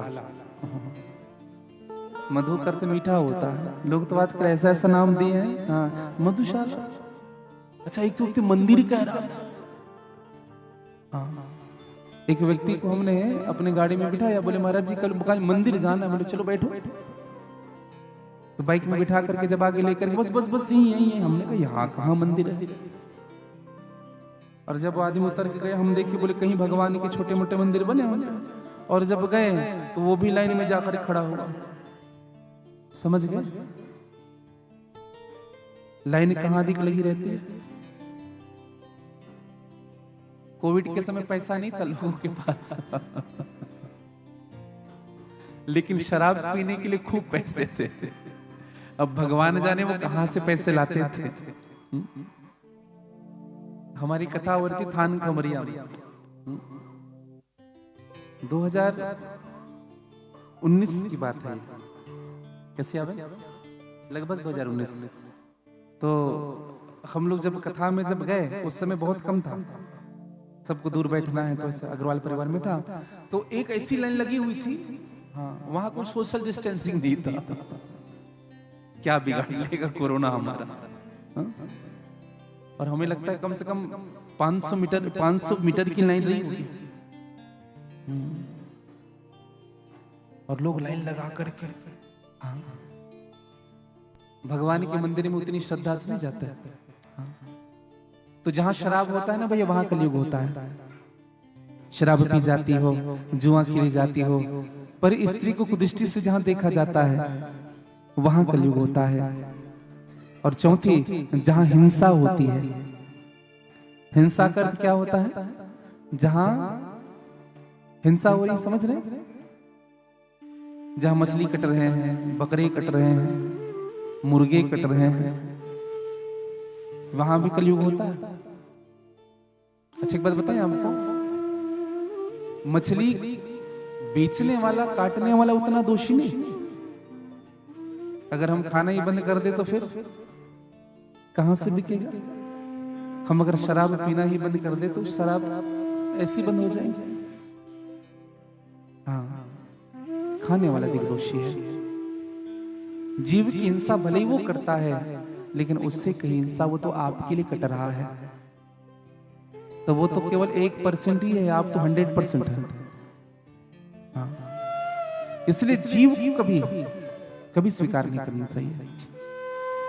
निवेदन करो, ये 4 स्थानों में कलयुग है। हाँ, और एक 5वां स्थान आपको पता है? भागवत में नहीं है। आप ये मत कहेंगे बोले भगवान महाराज जी भागवत से बता, भागवत की चर्चा नहीं है। एक 5वां स्थान और है कलयुग का, मोबाइल। हमें तो लगता है ये कलयुग का मोबाइल युग ज्यादा है। प्रभाते भगवान के दर्शन नहीं होते, प्रभाते मोबाइल दर्शन। कितने इंस्टा, कितने व्हाट्सएप, कितने फेसबुक, कितने क्या क्या। एक शोध हुआ है इसरो में, उन्होंने कहा अगर व्यक्ति के जीवन से मोबाइल को दूर कर दे तो उनकी जो दिनचर्या है ना वो सुधर जाएगी। कई लोग तो भगवान का भी प्रणाम करते हैं तो मोबाइल लेकर के ऐसा हाथ नहीं जुड़ता।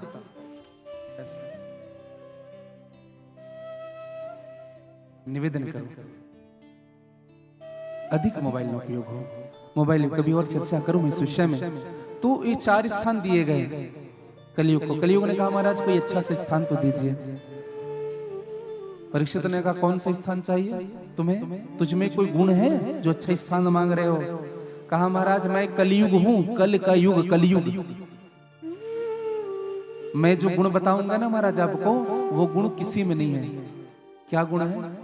सतयुग में भी वो गुण नहीं है, त्रेता में भी वो गुण नहीं है, द्वापर में भी वो गुण नहीं है जो कलयुग में है। कैसा गुण? कहा सतयुग में खूब ध्यान होता था तब भगवान तक पहुंचते थे। त्रेता में खूब यज्ञ होता था तब भगवान प्रसन्न होते थे। द्वापर में खूब पूजा पाठ होता था तब भगवान प्रसन्न होते थे। लेकिन कलयुग में केवल नाम ले लो भगवान का। हाँ। कृतयुग सब जोगी विज्ञानी करी हरि ध्यान तरह भो प्राणी। रामचरितमानस के उत्तरकांड के दोहा क्रमांक 102 के नीचे। कृतयुग सब जोगी विज्ञानी करी हरि ध्यान तरह भो प्राणी। जब त्रेता आया तो त्रेता विविध यज्ञ नर करी, प्रभु ही समर्पी कनो कर्म भवतरहि। त्रेता में यज्ञ का महत्व हुआ। द्वापर में द्वापर करी रघुपति पद पूजा, नर भवतरहि उपाय न दूजा। लेकिन कलयुग केवल नाम आधारा, सुमरे सुमरे नरे उतरे ही पारा। कलयुग केवल नाम आधार है, केवल नाम। तो परीक्षित ने कहा कि धन्य है कलयुग। और कलयुग को इस स्थान दिया गया सोने में। जाओ तुम सोने में वास करोगे। भगवान ने गीता में कहा है अर्जुन को कि अर्जुन धातुनाम अस्मिन कांचनम, मैं धातु में स्वर्ण हूं। और मेरे भाई बहन कलयुग स्वर्ण पर वास करने लगा। अब आप यह कहेंगे कि महाराज जी सोने में कलयुग है तो कल से सोना ही पहनना बंद है? ऐसा नहीं है। किस सोने में कलयुग है बताएं हमको। अब आप जाने कलयुग वाला सोना पहने कि भगवान का भोग लगा। जो सोना भगवान को अर्पित करके नहीं धारण की जाती उसमें कलयुग रहता है। समझ रहे हैं? दीपावली में, धनतेरस में, विशेष पर्व में हम स्वर्ण लेने जाते हैं अक्षय तृतीया को, और सोना लेकर के आएंगे। हाँ, कैसा लग रहा है? पहले गले में लगाएंगे फिर भगवान को चढ़ाएंगे। क्षमा करिएगा। अपने मोबाइल में भी अगर ठाकुर जी का फोटो हो ना तो पहले उनको स्पर्श कराइए, ट्राई करिए, क्या पता आपको अच्छा लग जाए। और मैं तो कहूं घर में भी ला करके भगवान को अर्पित करें, प्रभु ये आपका है, तुदिमस्तु गोविंदम तुभ्यमेव समर्पयते। उसके बाद गृहाण सो मुखो भूत्वा प्रसिद्धिया पर, प्रभु फिर अब मैं आपका भोग स्वीकार करता हूं। मैं तो कहूं हर वस्तु, हर वस्तु, केवल सोना ही नहीं, आप साड़ियां भी लाती हैं, हमारे पुरुष भाईजन अगर वस्त्र भी लाते हैं, मैं तो कहूं एक अगर वो रुमाल भी आप अपने घर लेकर के आए हैं तो उसको ही भगवान को स्पर्श करा करके स्वीकार करिए। प्रसाद में कभी विषाद उत्पन्न नहीं होता है। प्रसाद में अपनी हर वस्तु भगवान को भोग लगाइए। हाँ, जो ला रहे हैं प्रभु आपका है। निवेदन करो भैया, प्रसाद का भाव हो जीवन में। और आज कलयुग को स्थान दिया गया, स्वर्ण पर स्थान दिया। कलयुग आकर के बैठ गया सीधे सर पर परीक्षित के। जिस मुकुट को परीक्षित पहने हुए हैं धर्मात्मा राजा परीक्षित, उसके मुकुट पर बैठे हैं। महात्माओं ने प्रश्न किया महाराज परीक्षित तो धर्मात्मा था, फिर उनके मुकुट स्वर्ण के थे, वो कैसे पाप के थे? तब सूत जी महाराज ने कहा अभी जो मुकुट पहना हुआ है परीक्षित वह जरासंध का मुकुट है। प्रतिदिन युधिष्ठिर धर्मराज युधिष्ठिर के मुकुट पहनते थे अपने दादा के। हाँ, आज धर्मराज का मुकुट, आज जरासंध का मुकुट पर। जरासंध पापी था, मुकुट के कारण दोष आया। हाँ, एक बात कहूं आपको, कोई अधर्म करता व्यक्ति है कोई पापी व्यक्ति है, अगर उस व्यक्ति ने आपके लिए अगर कुछ खाने के लिए भी दिया है, समझिएगा, कोई पापी व्यक्ति है, कोई अधर्मी व्यक्ति है, जो व्यक्ति कभी ठाकुर की सेवा नहीं करता, जो भगवान की पूजा नहीं करता, वो आपको अगर 56 प्रकार का व्यंजन बना के देना तो भी स्वीकार नहीं करना चाहिए।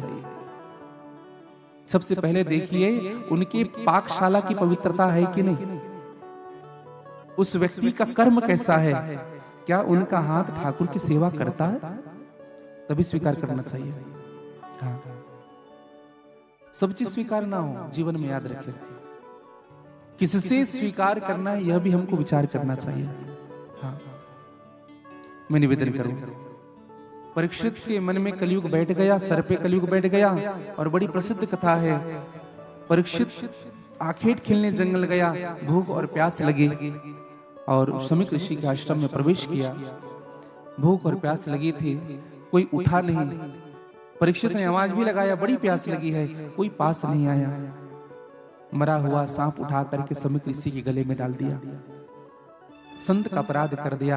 परीक्षित तो चला गया, लेकिन शमीक ऋषि के जो पुत्र थे श्रृंगी, उनको पता चला कि पिता के गले में मरा हुआ सांप किसने डाल दिया।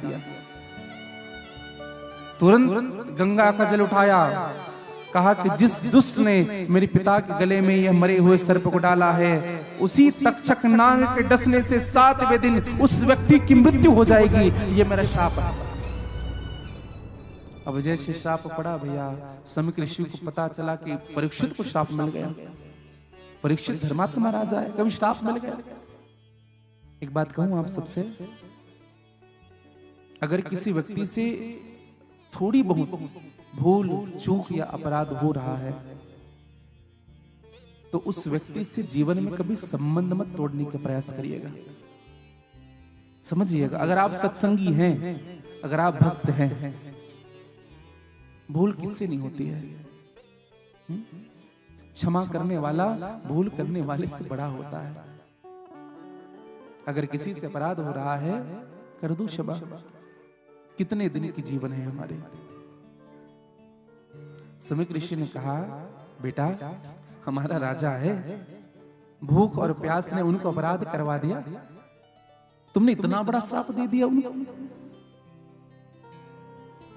एक गौरमुख नाम के शिष्य को भेजा, कहा कि जाओ बता दो परीक्षित को, आज से 7वें दिन वह मर जाएगा तक्षक के डसने से। परीक्षित के कानों में जब बात पता चली, परीक्षित रोया नहीं, परीक्षित तो नाचने लगा। किसने कहा महाराज 7 दिन में मरने वाले और नाच रहे हो? परीक्षित ने कहा मैं 7 दिन में मरने वाला हूं। संसार में कोई व्यक्ति ऐसा कह सकता है कि मैं आज के बाद कल तक जीवित रहूंगा? किसी के पास गारंटी नहीं। अरे भैया, यहाँ तो एक पैर रखने के बाद दूसरे पैर रखेंगे, इनकी भी कोई गारंटी नहीं है। लेकिन मैं 7 दिन, मुझे मरने का नहीं, मुझे 7 दिन तक से जीने का आशीर्वाद मिला। और परीक्षित ने ऐसा कुछ भी नहीं किया। हाँ, भोग विलासों में अपना जीवन नहीं बिताया, ऐशो आराम में अपना जीवन नहीं बिताया। तो परीक्षित ने संतों का आश्रय लिया, अपने पुत्र जन्मेजय को राज्य दिया, चले गए गंगा नदी के तट पर। बड़े बड़े महात्मा आए, देवल, देवराज, भृगु, अंगिरा, दुर्वासा, कश्यप, वामदेव। और भैया परीक्षित ने सबसे एक ही प्रश्न किया, 7 दिन में मरने वाले व्यक्ति को क्या करना चाहिए? हाँ, किसी के पास इनका उत्तर नहीं। उसी सभा में एक और संत विराजे थे, नारद जी महाराज।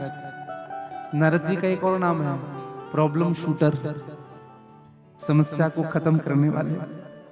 नारद जी ने सुखदेव जी से निवेदन किया, सुखदेव जी आज पधारे हैं। सुखदेव जी का दर्शन किया परीक्षित ने। बोले सुखदेव महाराज की जय। तत्रा भवत भगवान व्यास पुत्रो यच्छिद्या गामन मनो अनपेक्षः आलिक्ष्य लिंगो निजलाभतुष्टो वृतस्य बालौर अवधूत वेश। भगवान सुखदेव जी आए हैं, 16 वर्ष के भगवान नीलमणि के समान सुंदर चमक रहा है शरीर। सुखदेव जी का स्वागत किया। और सुखदेव जी महाराज से हाथ जोड़ करके परीक्षित ने प्रश्न किया कि महाराज 7 दिन में मरने वाले व्यक्ति को क्या करना चाहिए। और एक निवेदन करूं, ये परीक्षित का ही प्रश्न नहीं, ये आप और हमारा प्रश्न है, मानव मात्र का प्रश्न है। 7 दिन में ही हम सबको जाना है। 7 दिन ही तो होता है ना, 7 दिन ही है, 7 वार ही तो है। सोम मंगल बुध गुरु शुक्र शनि रवि, फिर से सोम, 8वां आता है क्या? 7 दिन में ही मरना है। और 7 दिन में मरने वाले व्यक्ति को क्या करना चाहिए, अर्थात हम सबके लिए प्रश्न किया है। और इस प्रश्न का उत्तर हम कल श्रवण करेंगे। 7 दिन में मरने वाले व्यक्ति को क्या करना चाहिए। और हम तो बस यही कहे कि ऐसी लगन लग जाए भगवान से कि एक क्षण भी भगवान से दूर ना हो। बोलिए भक्त वत्सल भगवान की जय। भगवान का नाम ही सर्वोपरि है भैया। एक बार सभी कह लीजिएगा, राधे राधे। थोड़ा जोर से कह लेंगे, थोड़ा और जोर से कह लेंगे, और बड़े भाव से। मुझे ऐसी लगन तू लगा दे, मैं तेरे बिना पल ना रहूं, मैं तेरे बिना पल ना रहूं, मैं तेरे बिना पल ना रहूं। थोड़े भाव से, थोड़ी मस्ती से, थोड़ी झूमते हो जय हो।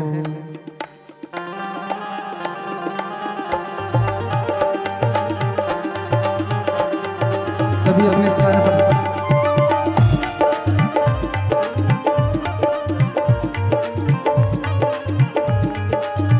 जय हो।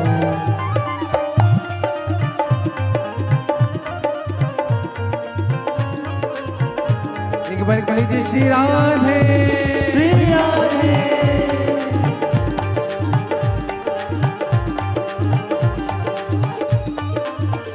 मुझे ऐसी लगन तू लगा दे, मैं तेरे बिना पल न रहूं। मुझे ऐसी लगन तू लगा दे, मैं तेरे बिना पल न रहूं। मुझे ऐसी लगन तू लगा दे, मैं तेरे बिना पल न रहूं। मुझे ऐसी लगन तू लगा दे, मैं तेरे बिना पल न रहूं। मैं तेरे बिना पल न रहूं, मैं तेरे बिना पल न रहूं, मैं तेरे बिना पल न रहूं, मैं तेरे बिना पल न रहूं, मैं तेरे बिना पल न रहूं, मैं तेरे बिना पल न रहूं, मैं तेरे बिना पल न रहूं, मैं तेरे बिना पल न रहूं। मन में प्रेम वाला दीप जला दे, मन में प्रेम वाला दीप जला दे, मैं तेरे बिना पल न रहूं। मन में प्रेम वाला दीप जला दे, मैं तेरे बिना पल न रहूं। मन में प्रेम वाला दीप जला दे, मैं तेरे बिना पल न रहूं। मन में प्रेम वाला दीप जला दे, मैं तेरे बिना पल न रहूं। जय हो। ऐसे में दोनों हाथ पसार करके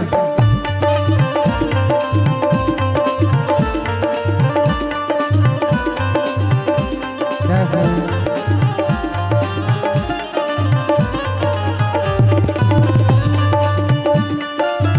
जय हो।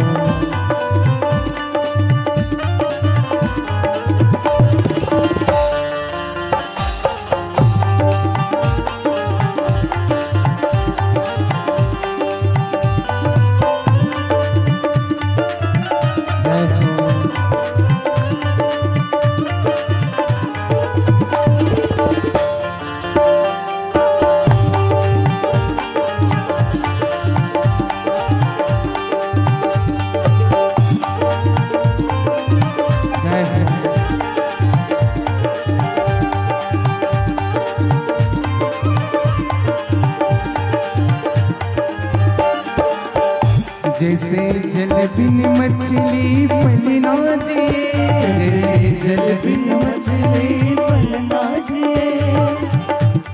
आप लोग कह लीजिए प्रभु हम आपके बिना नहीं रहना चाहते। कैसे? जैसे जल के बिना मछली तड़पती है। जैसे जल बिन मछली पलना जिए, जैसे जल बिन मछली पलना जिए। वैसे तड़प में घड़ी घड़ी तेरे लिए, तड़प में घड़ी घड़ी तेरे लिए। वैसे तड़प में घड़ी घड़ी तेरे लिए, ऐसे तड़प में घड़ी घड़ी तेरे लिए। नशा प्रेम वाला ऐसा चढ़ा दे, नशा प्रेम वाला ऐसा चढ़ा दे, ओ नशा इश्क वाला ऐसा चढ़ा दे, नशा इश्क वाला ऐसा चढ़ा दे। मैं तेरे बिना पल न रहूं, नशा इश्क वाला ऐसा चढ़ा दे, मैं तेरे बिना पल न रहूं।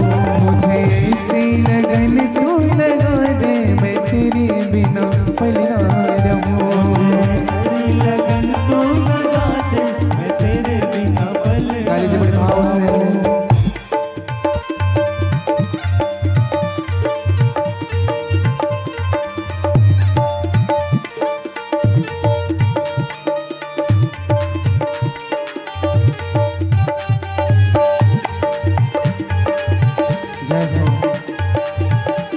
एक बार कह लीजिए श्री राधे, श्री राधे।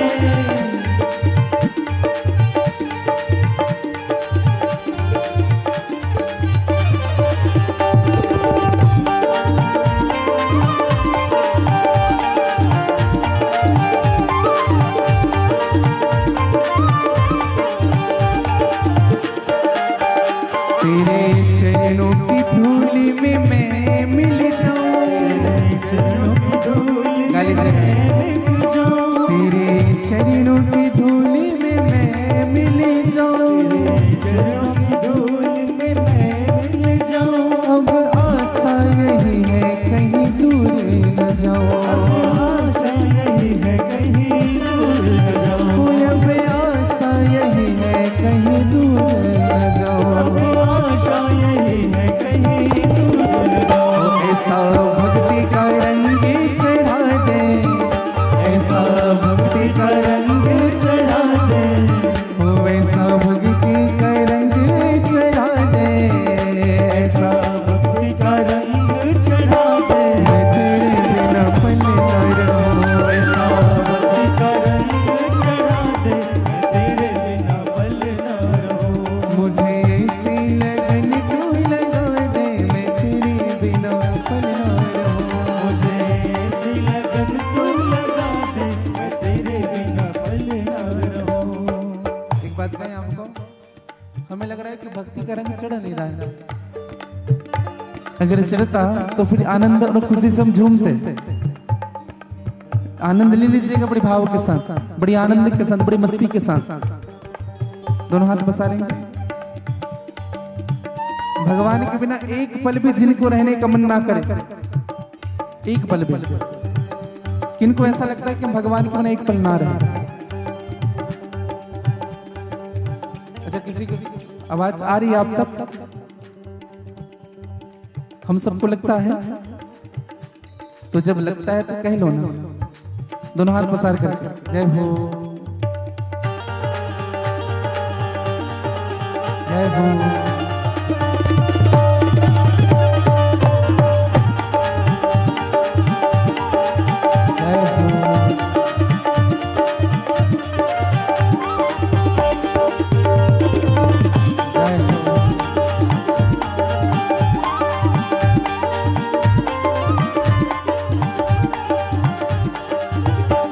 तूने दिल को चुराया मैंने कुछ ना कहा, तूने दिल को चुराया मैंने कुछ ना कहा। तूने दिल को चुराया मैंने कुछ ना कहा, तूने दिल को चुराया मैंने कुछ ना कहा। तूने बड़ा तड़पाया मैंने कुछ ना कहा, तूने बड़ा तड़पाया मैंने कुछ ना कहा। तूने बड़ा तड़पाया मैंने कुछ ना कहा, तूने बड़ा तड़पाया मैंने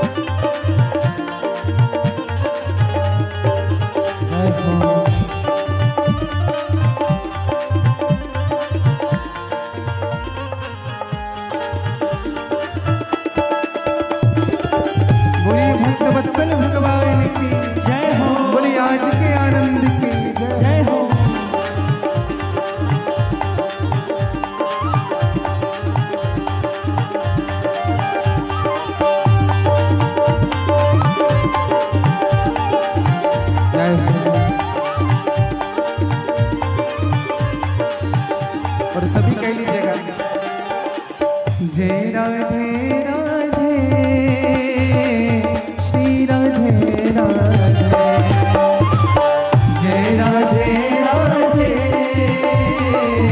श्री राधे राधे। गाइए सब भाव से, जय राधे राधे, श्री राधे राधे, जय राधे राधे, श्री राधे राधे, जय राधे राधे राधे, श्री राधे राधे राधे, जय राधे राधे राधे, श्री राधे राधे राधे। आनंद रे आनंद, दोनों हाथ पसारिए। अगर ठंडी लग रही होगी तो वो भी चली जाएगी।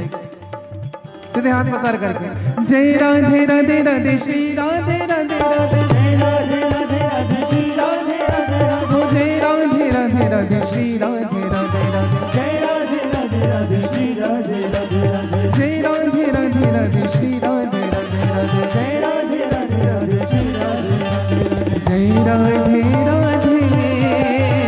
श्री राधे राधे, जय राधे राधे, श्री राधे राधे, जय श्यामा श्यामा, श्री श्यामा श्यामा, जय श्यामा श्यामा, जय श्यामा श्यामा। गाइएगा।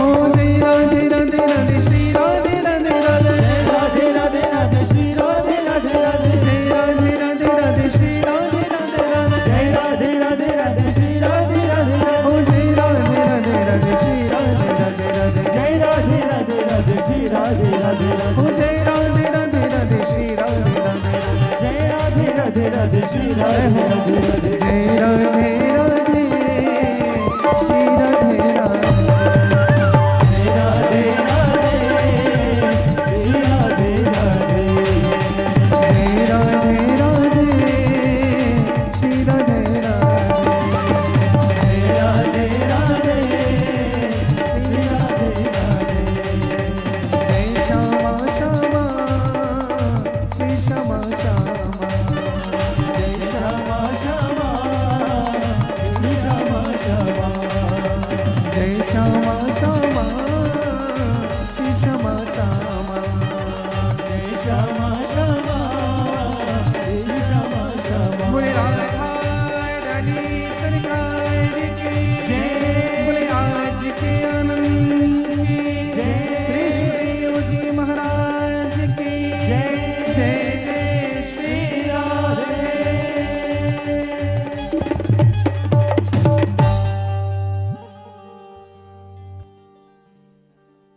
मुझे ऐसी लगन तू लगा दे, मैं तेरे बिना पल ना रहूं। और इन्हीं शब्दों के साथ वाणी विराम दूं, वाक्य पुष्पांजलि। पुनः मैं निवेदन करूं, कल ठीक 2 बजे से 5:30 बजे तक भगवान की कथा होगी। और आप सभी जो आज आए हैं वो अपने साथ 10-10 लेकर के आए, ताकि 10 का कुछ परसेंट, हाँ, कुछ इनकम आपको मिले। मार्केटिंग जानते हैं, हाँ, उनका कुछ पुण्य हमें भी प्राप्त हो। हाँ, आप सबका मन भगवान के चरणों में बसा रहे। और आज की समस्त कथाओं को श्री गोविंद के चरणों में, श्री हनुमान जी महाराज के चरणों में, सद्गुरुदेव भगवान के चरणों में, माँ दंतेश्वरी के चरणों में समर्पित करूं। कुछ शिष्यों ने हमें फोन किया था कि गुरुजी आज तो घर में रहना था, आज आपका जन्मदिन था, आज तो घर में रहना था। हमने कहा इससे बड़ा अवसर क्या हो सकता है।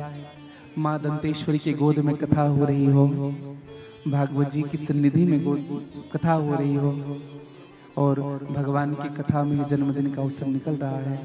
मैं भगवान से प्रार्थना करूं, हे नाथ, ये जीवन किसी भी रूप में आपकी सेवा में निकले।